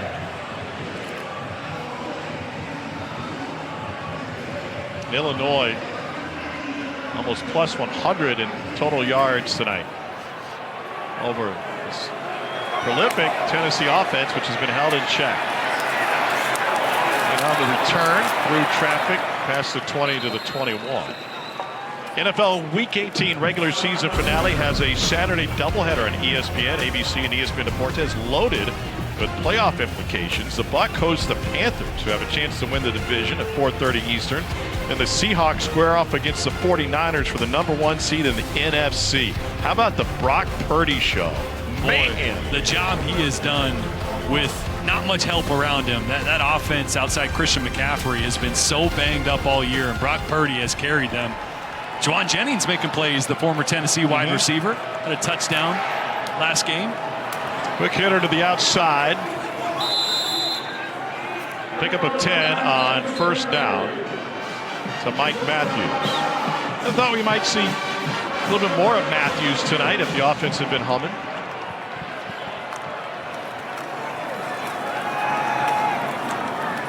On the ground, chain gang is late to move. And a gain of a couple. Yeah, they're a little frozen down there too. Hold up, fellas. Let's get them set. Head linesman to get everybody moving. The play before was indeed a first down. And they had yet to move the sticks, so Josh Heupel don't want to get tripped up by the chain.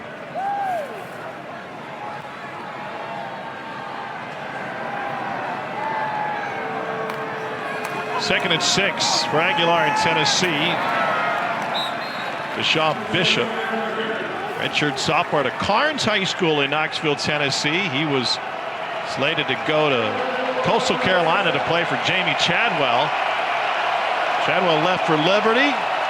Bishop looked for a new opportunity, so he walked on to Tennessee. Now Volunteers looking at a 3rd and 4.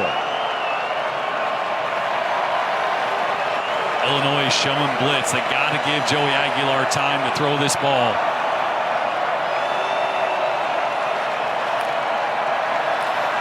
They bring 4 and still nearly got to him. A perimeter shot to Staley. Out of bounds, I would say he's inbounds, but a first down regardless as we approach under a minute to play in the 3rd quarter.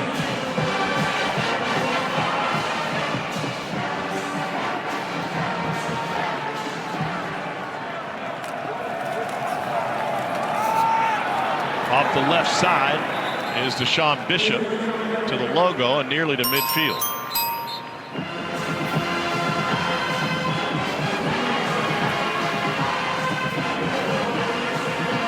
I'm excited for that Texas Tech Oregon game as well. You see some of the playoff games flash across the screen there at the top. I think that's the matchup nobody's really talking about that could end up being one of the best. 3-man rush. Aguilar with time, working against the zone, complete for another first down.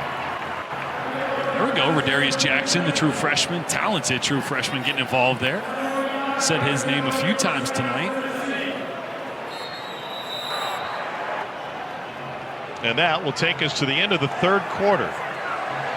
Illinois trying to hold on to a double-digit lead in a battle of 8-4 teams. The Illini leading Tennessee, but the Volunteers driving. 24-14, Illinois.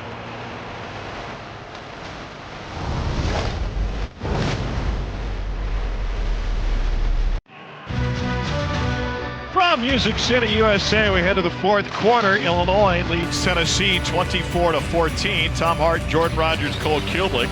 Illinois' defense has done a masterful job on Joey Aguilar in this Tennessee offense. Tennessee scores 41 points a game on average, held to 14 so far. Yeah, it's been what I've said many times tonight already. Illinois is content sitting back in a 2 shell, 2 safeties really deep, and a 3rd middle defender about 10 to 12 yards deep as well. But again, Cole mentioned earlier in the broadcast, the focus of this offseason was to attack teams that wanted to play 3 safeties and deep cover 2. And their answer was condensed formations, pull protection, so play action where you're moving offensive linemen. And they haven't really been able to get into that. You see 2 receivers down here at the bottom really wide again. They're still using spacing.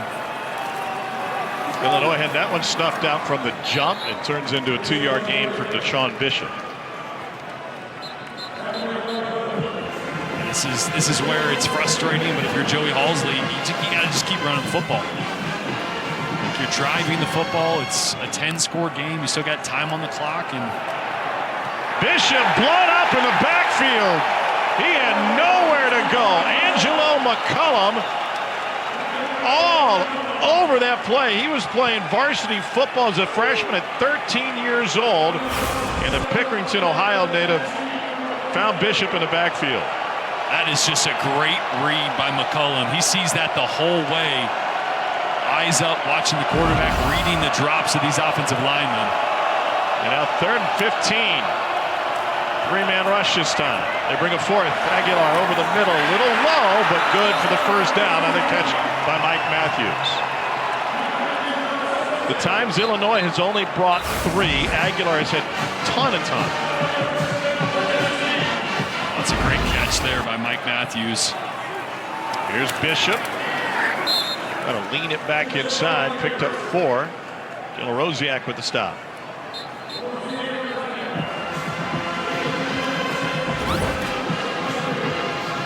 Negative 3-yard gain. 2nd and 7 coming. Bishop coming off the field. Illinois is really intentional about double substituting anytime Tennessee does. Yep. It's not just they take their time, they sub one and they wait and then sub the next. Here's Star Thomas. The attention to detail for Brett Bielema is really next level. And a big part of that was the time that he spent on Bill Belichick's staff. Took Wisconsin to 3 consecutive Rose Bowls.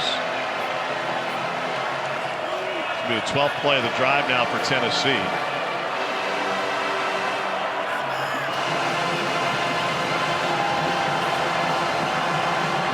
They're down 6. To the screen. And just short by maybe a yard is Darius Jackson. Bishop came off the field a moment ago, and now he'll return on this 4th and short. I like this play call. Aggressive. You do need a touchdown and a field goal, but at this point you need some momentum more than anything. This could be a massive conversion here or a massive mistake for Tennessee. It would only be a 34-yard field goal from here. Instead, they're trying to extend the possession. Bishop does just that with a Tennessee first down. Maybe if we're inside 4 minutes, you take the field goal instead, or think more about late game situations. Yeah, with 11 plus minutes left, even if you don't pick it up, you still probably have at least 2 or 3 possessions. So you have an opportunity to make up for it. But to your point, yeah, if you're only guaranteed 1 more possession, then you have to take the field goal there. A nice aggressive play call from Heupel. It's James Thompson Jr., the injured Illini. Remember, he was injured making that play in the strip sack in the 3rd quarter. Tennessee threatening 1st and 10 Volunteers at the 12 when we return. Well, Tennessee hasn't won a game when trailing by 10-plus points in the 4th quarter since Kalen DeBoer was the offensive coordinator in Indiana. The 2020 Gator Bowl was the last time they came from behind by 10-plus in the 4th quarter. The quarterback of that Indiana team turned out pretty good as well. Michael Penix Jr.? He was injured in the bowl game. He was hurt that, but yes, the bowl game. Yeah. Not bad. Swing and a miss by me. He was on the roster. You were right.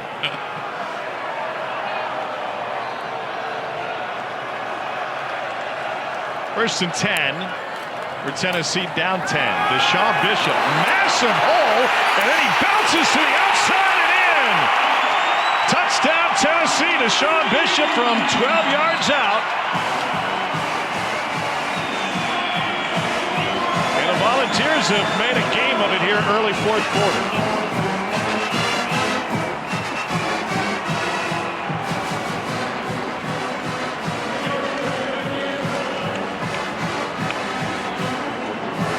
Second touchdown of the night for Bishop. 16 on the year for the former walk-on. Boy, they've developed him into an all-conference type performer. Max Gilbert on for the point after.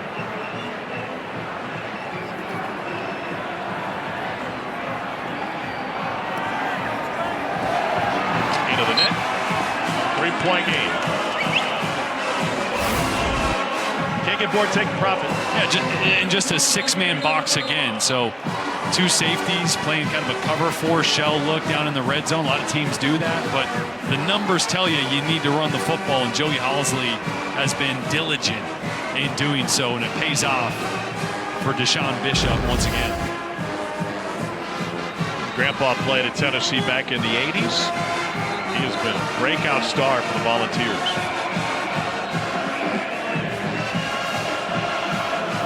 It's a Tennessee fan base that good chunk of them had soured on the season, especially the beatdown that they got at the hands of Vanderbilt at home in the season finale. Remember this time last year, they were playing in the playoffs.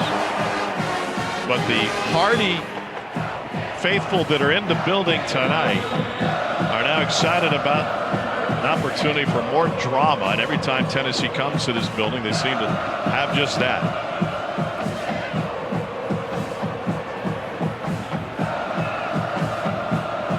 Can Illinois answer?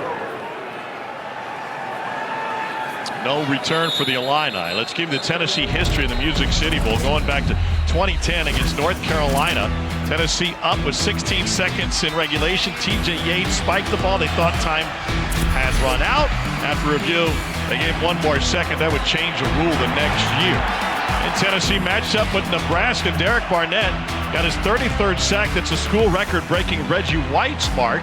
And this was ruled a stop at the goal line. And Purdue escaped with an overtime victory. Jalen Wright was the one who seemingly got the ball over. The crew did not see it that way. Here's Luke Altmaier in the backfield to Khalil Valentine. He's taken down inbounds and the clock will run. Gain of 9.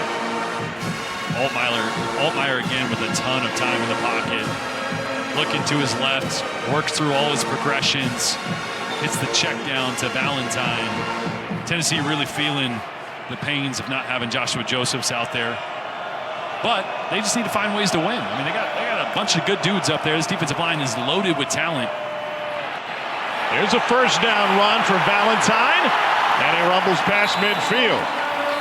18-yard carry. That's one thing that impressed me when I flipped on the tape and started watching Khalil Valentine. Former 4-star, just his ability to jump cut, the lateral quickness that he has. That run is supposed to go to the right.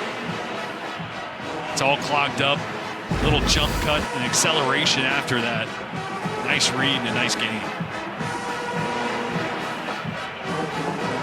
Well, Brett Bielema was born to the power run game, and he's had 7 straight centers drafted. He's been an O-line guru his entire career. Altmaier swings it to Clement on the outside. And with that has come 1,000-yard rushers galore. Now, Valentine, Fagan, and Lafrey have shared the role this year. But look at the history of 1,000-yard rushers under Brett Bielema and the stack that they had at Wisconsin.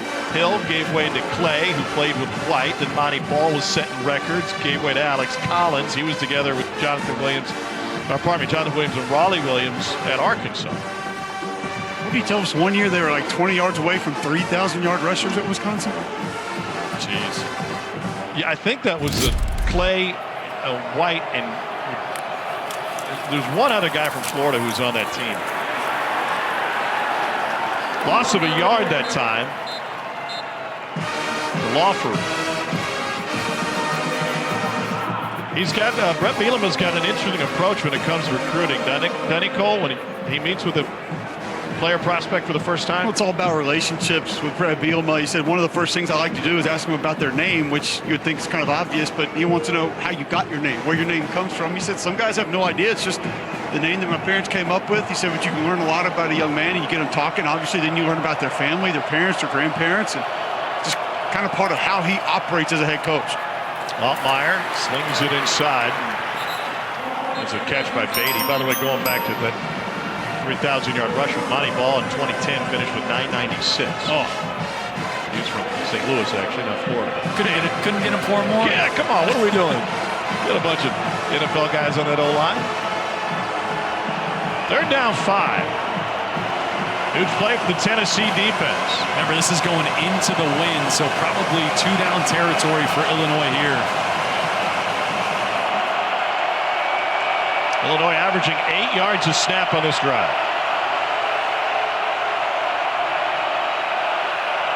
Tennessee's got 7 on the line of scrimmage. Altmaier doesn't like it. And he burns a timeout. It's the second timeout taken by Illinois before they got the play calling. We're looking at a 3rd and 5 when we return to Nashville.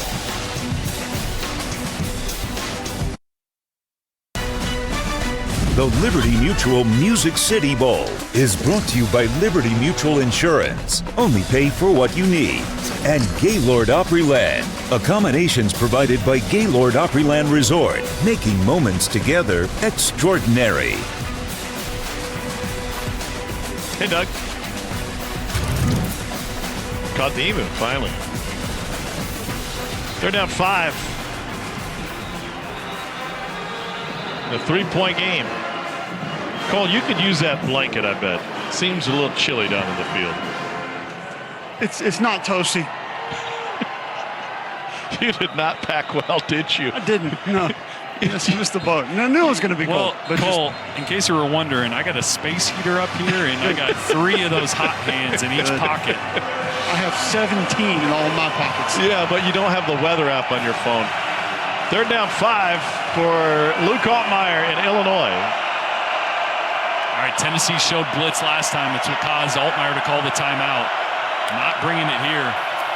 Got a lead blocker, QB run. Altmaier gets hit, but he picks up the first down.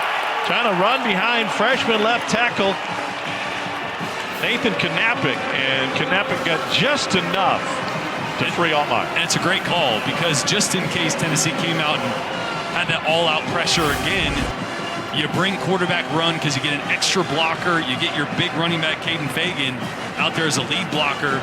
So whether it was blitz or not, a great play call after the timeout to pick up that first down. Big for Caden Fagan might be an understatement there. Oh, yeah, he's a big boy. Derrick Henry big. 255 for a running back. Oh, and he's 6'3". Altmaier backpedaling, and he fits it in, layers it to Tanner Arkin for a gain of 8 on first down.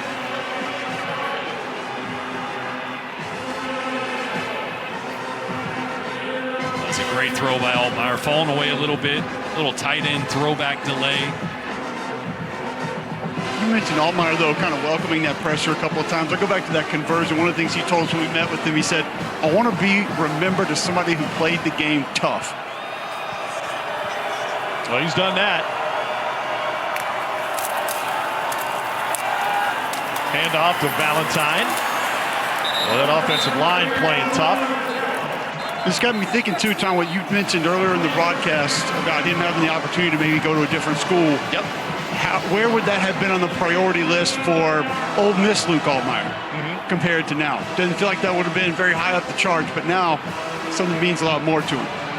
Tennessee, when they were looking for a quarterback, came in Luke Altmaier, and the collective offered Luke a big chunk of money. And he said, old me playing in front of 100,000 in the SEC, and that cash would have been out the door. New me appreciates what I have here at Illinois and want to leave a legacy. Pressured into throwing incomplete. Ben Bolton was the man who brought the pressure on Altmaier. In this day and age of how the transfer portal works, we talked with Josh Heupel and Joy Halsley about it, and they said, let's be clear about it. We didn't talk to Luke Altmaier. No one in the football building did. That's just a layer of bureaucracy of how they do it with the third party doing it. And Altmaier was slow to get up after being dragged down. Yeah, he's taking a beating tonight. Quarterback runs and a couple big hits outside the pocket. Play clock getting late. They get the snap off, and they run it straight ahead. This is, of 7 drives that Illinois has put together tonight, 6 of them, Jordan, had lasted at least 8 plays. Jeez. It is tough to win a football game when the other team is controlling the ball the way that Illinois has. A crucial third down for this Tennessee defense to force a field goal attempt and keep this a 1-score game. Fagan is the back with Altmaier. Third down 9. Fires end zone. Batted away! What a play by Jalen McMurray, who was questionable to play in this game. And he comes up with a massive stop for Tennessee, forcing a field goal into the win for Illinois. Oh, it's a great job by McMurray. It's kind of a glance route. a little bit longer of a slant. He does a great job of undercutting it at the top of the route, getting his hand out in front. The ball is accurate. There was a little contact at the top, but not enough for a flag. You got to do that just to get to the back bar at Tootsie's. 28-yard attempt for David Alano. And Alano drills it. But Illinois held to a field goal. And the Liberty Mutual Music City Bowl coming down to the last 5 minutes. Tennessee will have the ball when we return.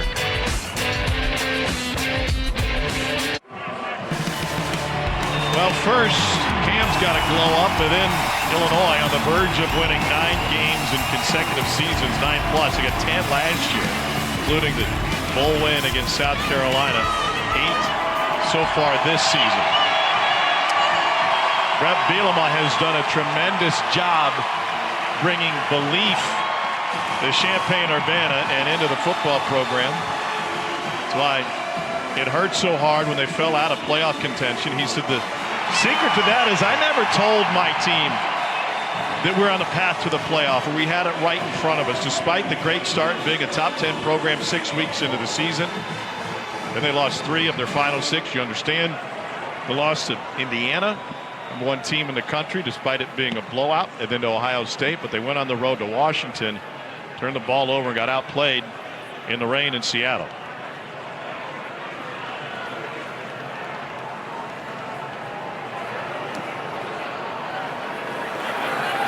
Kickoff comes down at the 6 and fumbled, regroup, trying to find the edge.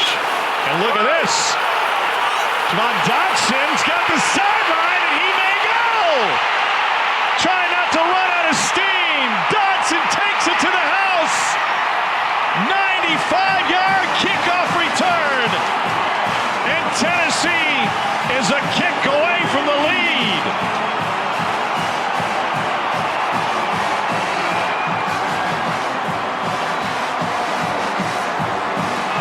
Sometimes at this time of year, you've got to lean on guys who haven't been key contributors on game day. And that's exactly what Tennessee has done now with Joakim Dodson getting an opportunity to impact this game. I don't think of all the times we've seen Tennessee this year, we've uttered his name once. No. And actually the fumble kind of helped open the hole for Tennessee on that one. And Tennessee is in front by 1. It's tonight's clutch delivery brought to you by Chipotle. Boy, so he's going to bobble this ball, and because of that, the Illinois defender on the wide side of that field that should have contained ends up getting his eyes looking at the ball on the ground, gets out of position. It allows Tennessee to take the edge, and a massive play. Guy on the far left side of the screen starts pointing at the ball, gets out of position, then gets blocked. Star Thomas out there blocking. And finally in the Music City Bowl, a wacky play going in the favor of Tennessee. A 4-star recruit and true freshman from Memphis, Joey Aguilar, says, yes, sir. Special teams getting it done. The first kickoff return for a touchdown for the Volunteers. It's Velus Jones against South Alabama in November of 21. And Rocky Top loud and clear in Nashville. Wow, this game has turned in an instant. It has felt for 3.5 quarters like Illinois has been in complete control. And just like that, they find themselves down. There's an injured player for Tennessee. We can't quite make out his number just yet. Both teams with a non-offensive touchdown tonight. Illinois with a strip sack in the 3rd quarter of Aguilar that they fell on in the end zone, and then Tennessee with a kickoff return score.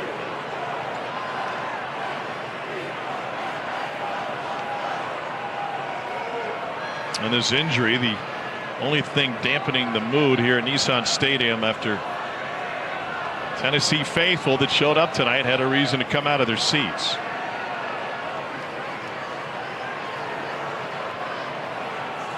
Looks like Bennett Warren, redshirt freshman offensive lineman.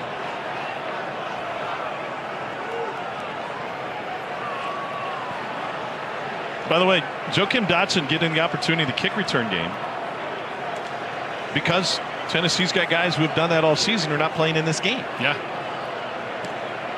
And again, in a weird way, bobbling that ball really helped lead to a breakdown in kickoff coverage, a breakdown in gap integrity from that kickoff coverage team. But not to take away from Dotson, that was a heck of an effort individually as well, to have the vision, turn the corner with speed, and take that one to the house. So many coaches talk about the bowl season as opportunities to springboard into next year. And Dotson certainly with that touch and the touchdown will gain great confidence, and Warren being helped off by the athletic training staff at Tennessee. You think of a guy like Jalen Hyatt a couple of years ago who was playing sparingly, had a bigger game here, a couple big catches in the Music City Bowl, and obviously went on to make waves in his final year at Tennessee. These are great opportunities for young guys and for players that just haven't had the opportunity yet to have a breakout moment or a breakout game and carry that momentum into off-season success and into success the following season as well. Both of these coaches took time in their bowl prep, about a third of their practices for each side, to use as developmental practices and give the freshmen an opportunity to show what they can do, the twos versus the threes. And further down on the depth chart, you cannot knock that smile off of Dotson's face.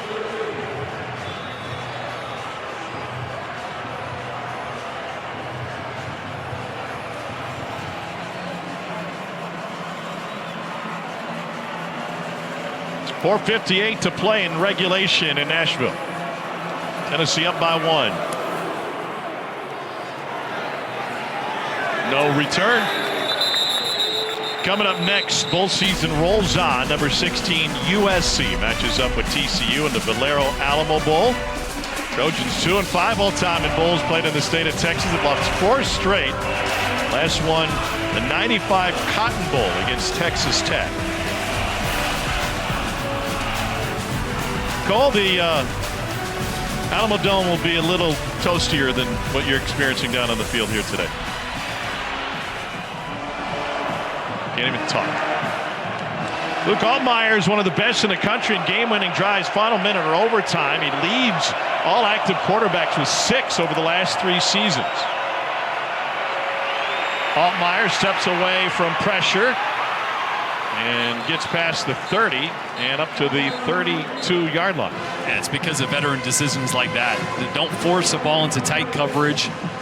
Don't throw the ball away. Use your athleticism and turn what could have been a 0 or negative play into a gain of 7 yards to start the drive. It's a massive play that often goes under the radar.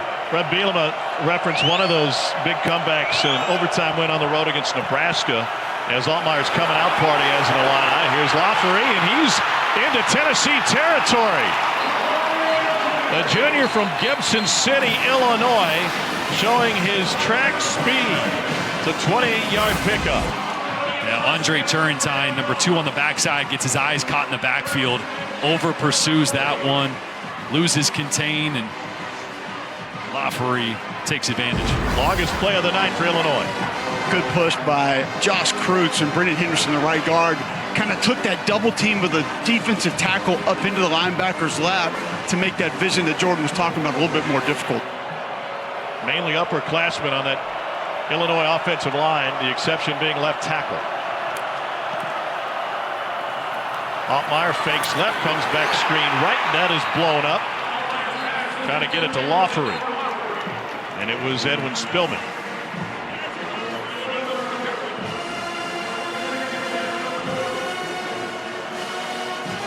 .333 to play. Illinois down 1.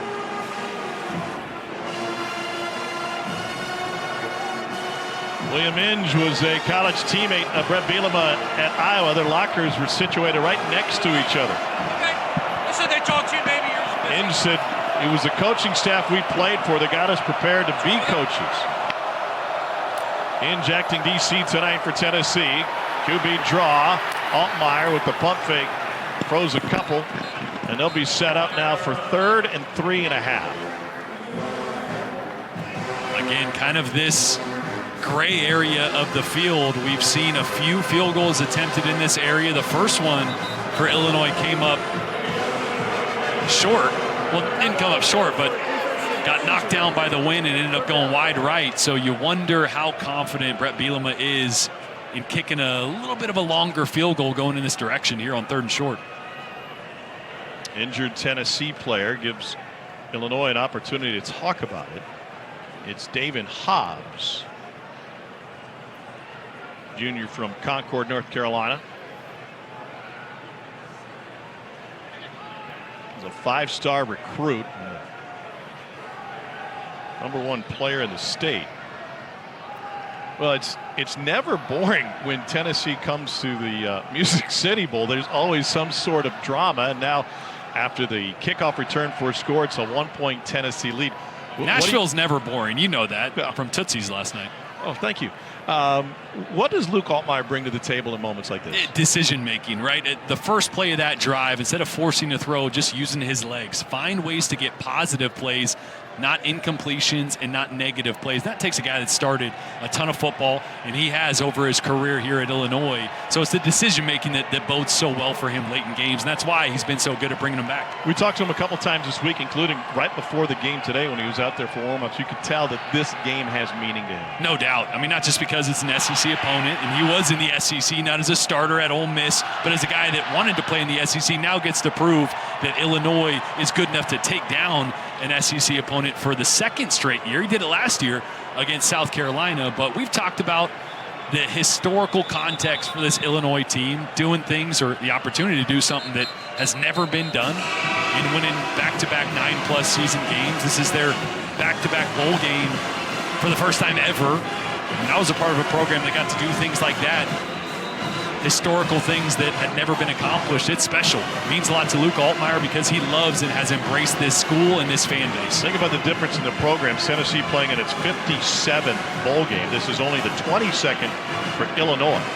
Their first came in the Rose in 1947.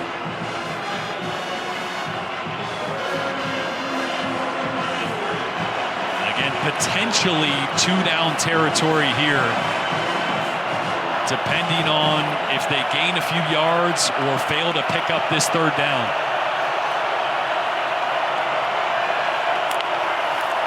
Fagan in the backfield. They're going to throw to Beatty, trying to work the perimeter.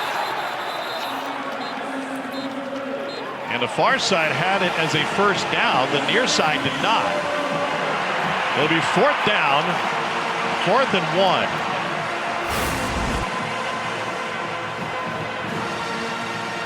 Beatty's going to try to reach the ball here towards the end. Goes out of bounds. Man, looked like it was real close. You got QB sneak here with Altmaier? I love a good quarterback sneak. I mean, Brett Bielema told us in moments like this, Luke Altmaier can't have the ball enough. They're going to use their final timeout, setting up for a 4th and 1 with 2:23 to play. Timeout. Illinois, 30-second charge timeout. That is their 3rd and final of the half. Matt Austin is our rules analyst. Matt, another look at Beatty trying to gain enough for the 1st down, which is the 30. How do you see it, Matt? The forward progress spot is where the ball crosses the sideline as he's striding out of bounds. And really, from the views we have, it's just impossible to tell exactly where it crossed. You almost need a shot directly overhead looking straight down. We lost that camera due to budget cuts when we paid for Cole's hand warmers. Oh, darn. That'll do it. Didn't hear the announcement from our referee. Here we go. Okay.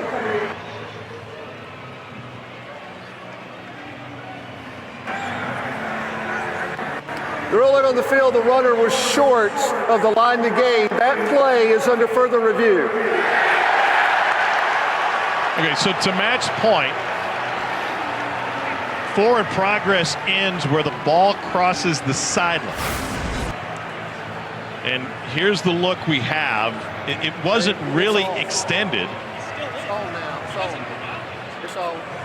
And so where the body ends up onto the apron, that doesn't matter. It's where the ball was right as it crosses over the sideline. Yeah, to Matt's point, I think it's just going to be impossible to figure out if he's 3 inches further than he should have been, or if it was a correct spot. You just have no idea at this angle when the ball is crossing that out of bounds line. And remember, he was ruled short on the field. Now, I tell you what they could do, and maybe this makes a difference depending on your play call. It's a yard to gain. It's 4th and 1 right now. Yeah. I mean, they could make that 4th and a foot. They could make it 4th in inches, even if they don't give him the first down. Yeah, you'd have to try to piece together where his right foot was and possibly where the ball could have been. But I still don't think there's any way you could even say, yeah, let's move it forward a foot. You just don't know that moment that the ball crosses that invisible vertical barrier of where the out-of-bounds line is.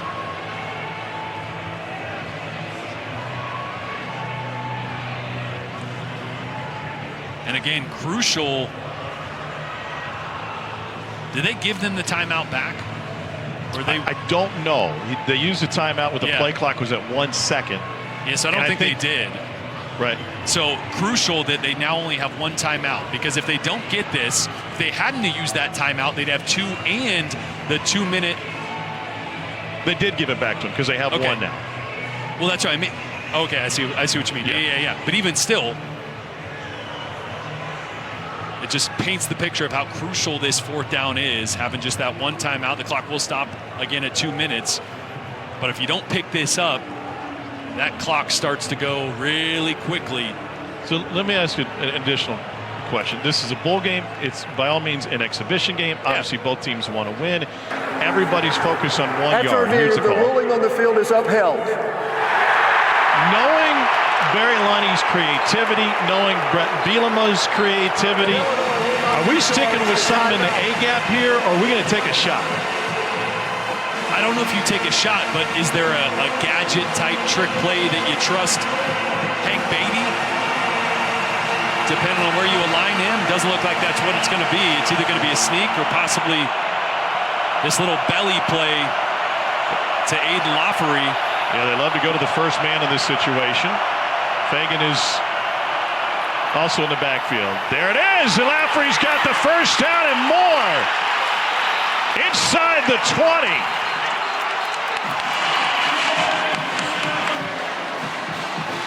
They change it up, and Jordan Anderson got the carry. Yeah, the tight end, and a 3-point stance from live vantage point. Thought it was Laffery, but it's that little belly play and paid off for Illinois. A 4th down, do or die. Illinois picks it up. Still 1 point down. We got drama here in the 4th.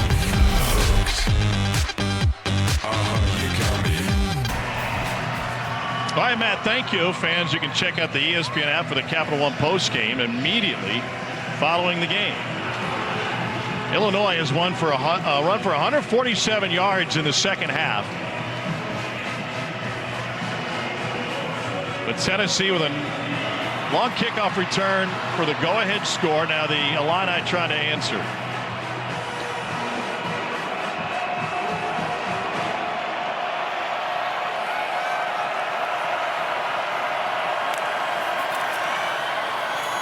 Handoff, Laffery.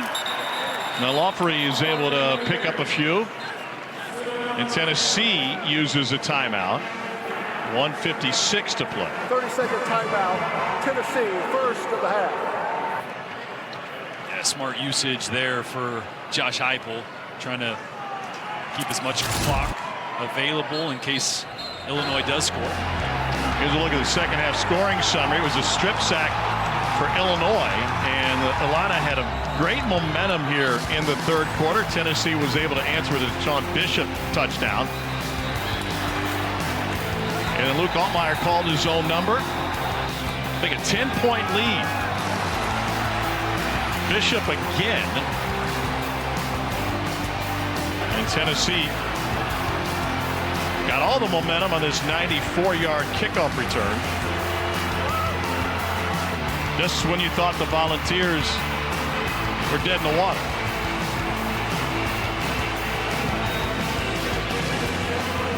This is where, if you're Tennessee, you got to know where Hank Beatty is, number 80 for Illinois. They like to move him around, and actually, they're going to take him off the field right now. That's a bold move, Cotton. Altmaier hands it off. This is Laffery. And another timeout for Tennessee. 1:50 to play. 30-second timeout, second of the half for Tennessee. Game clock operator, let's put 1:51 back up on the game clock. Thank you. We'll give him another second. And Josh Heupel not happy about something.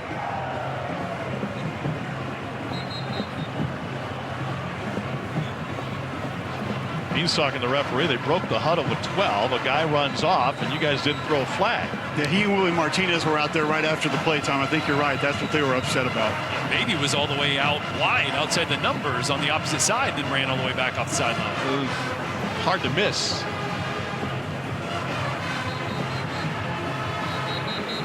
So Illinois with a 3rd and 6. Been a steady wind all night, especially in the upper reaches of the stadium. The ribbons on the top of the goalpost not moving much, but you saw it impact the Tennessee field goal attempt earlier. Remember, a backup left tackle for Illinois. If there was a time for Caleb Herring, defensive end for Tennessee, to make a play, now would be good. 3rd down 6. First down pretty much seals it. Oh. Well, that'll get them closer. See who it's against. If it's obviously Tennessee, it gives them 3rd and 1.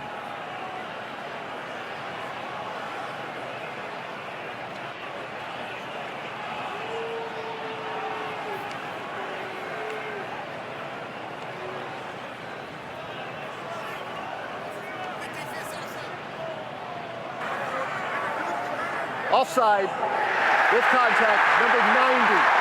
5-yard penalty, 3rd down. Dominic Bailey jumped. Tennessee has 1 timeout remaining. I think everybody jumped on that one.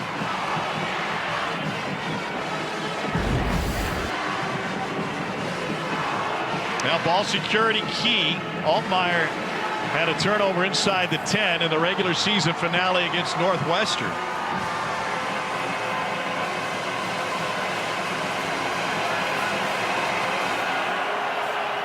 Fagan is the running back. Here's Fagan, a battering ram, pushes straight ahead, gets it to the 5. And an Illinois first down. 30-second timeout. Tennessee, 3rd and final timeout of the half. Well, Tennessee will try to save as much time as possible with 1:46 to play. And Illinois has 4 downs to punch it in or kick the go-ahead field goal.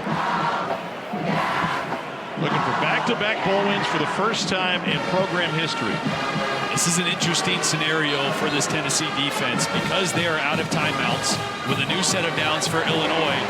The line of game, first down. They can run the football, which they want to do. They can take 3 knees right here and take this clock almost all the way down. So if you're Tennessee, do you try to let them score here to at least give yourself an opportunity to have the ball with a chance to win with over a minute left? Obviously, it depends on what Illinois is going to do here, but minute 46, no timeouts.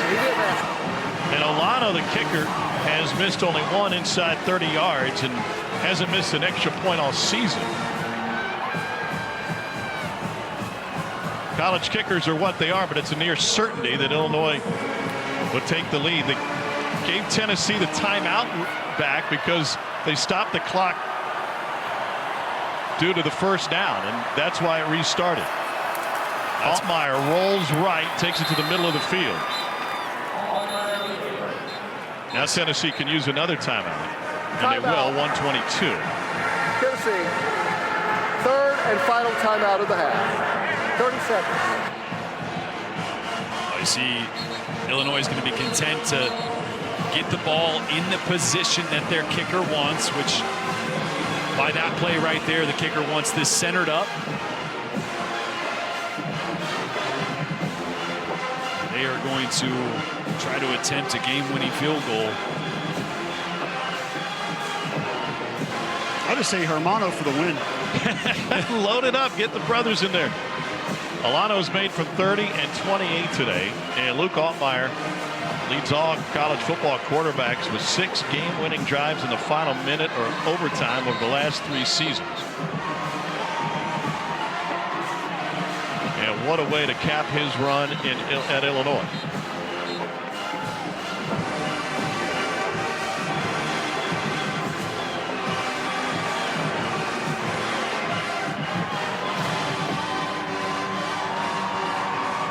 Altmaier keep it here himself?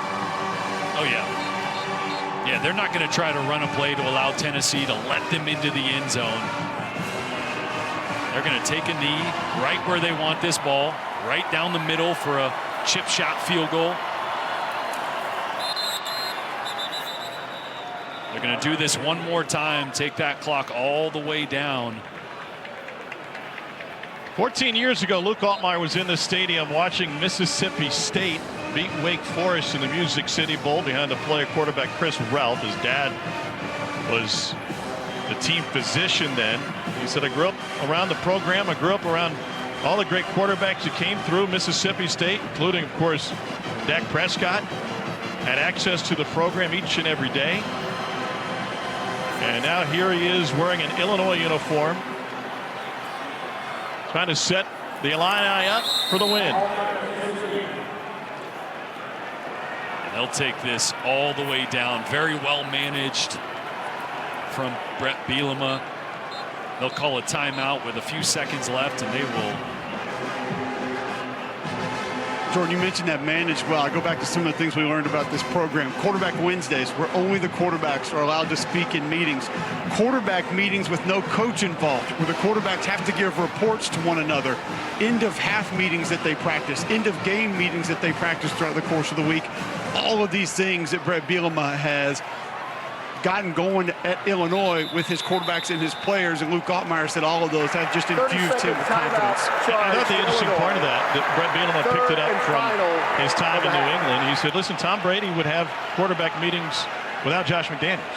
It was just quarterbacks only in that room, and you learn so much. And now the attention to detail and the clock management. The Illinois coaching staff had a meeting late last night with a 218-play film review that prepared them specifically for game situations tonight. How are we going to handle it in this scenario? What if this scenario occurs? And coordinators don't know the plays. That's right. It's all a surprise. Bielema has put the clips together with the film staff, and Barry Lundy said this is just another example of how Brett Bielema has grown as a coach. 29-yard attempt from David Alano, the junior out of Naperville, Illinois, and Naperville North. This for back-to-back bowl wins for the Illini. And Illinois walks off Tennessee. David Alano with the winner.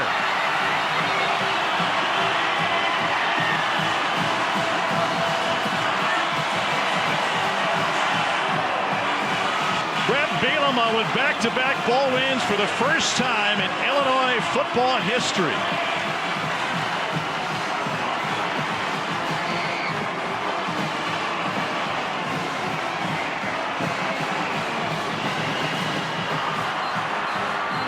Tonight's Capital One player of the game is Illinois quarterback Luke Altmaier. And what a job by Altmaier.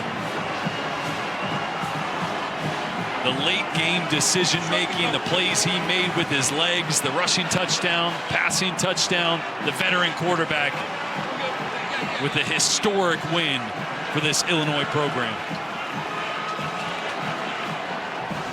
Alano with the game winner coming up next, the Valero Alamo Bowl, USC versus TCU. Capital One postgame trophy ceremony can be found on the ESPN app. Good night from Nashville.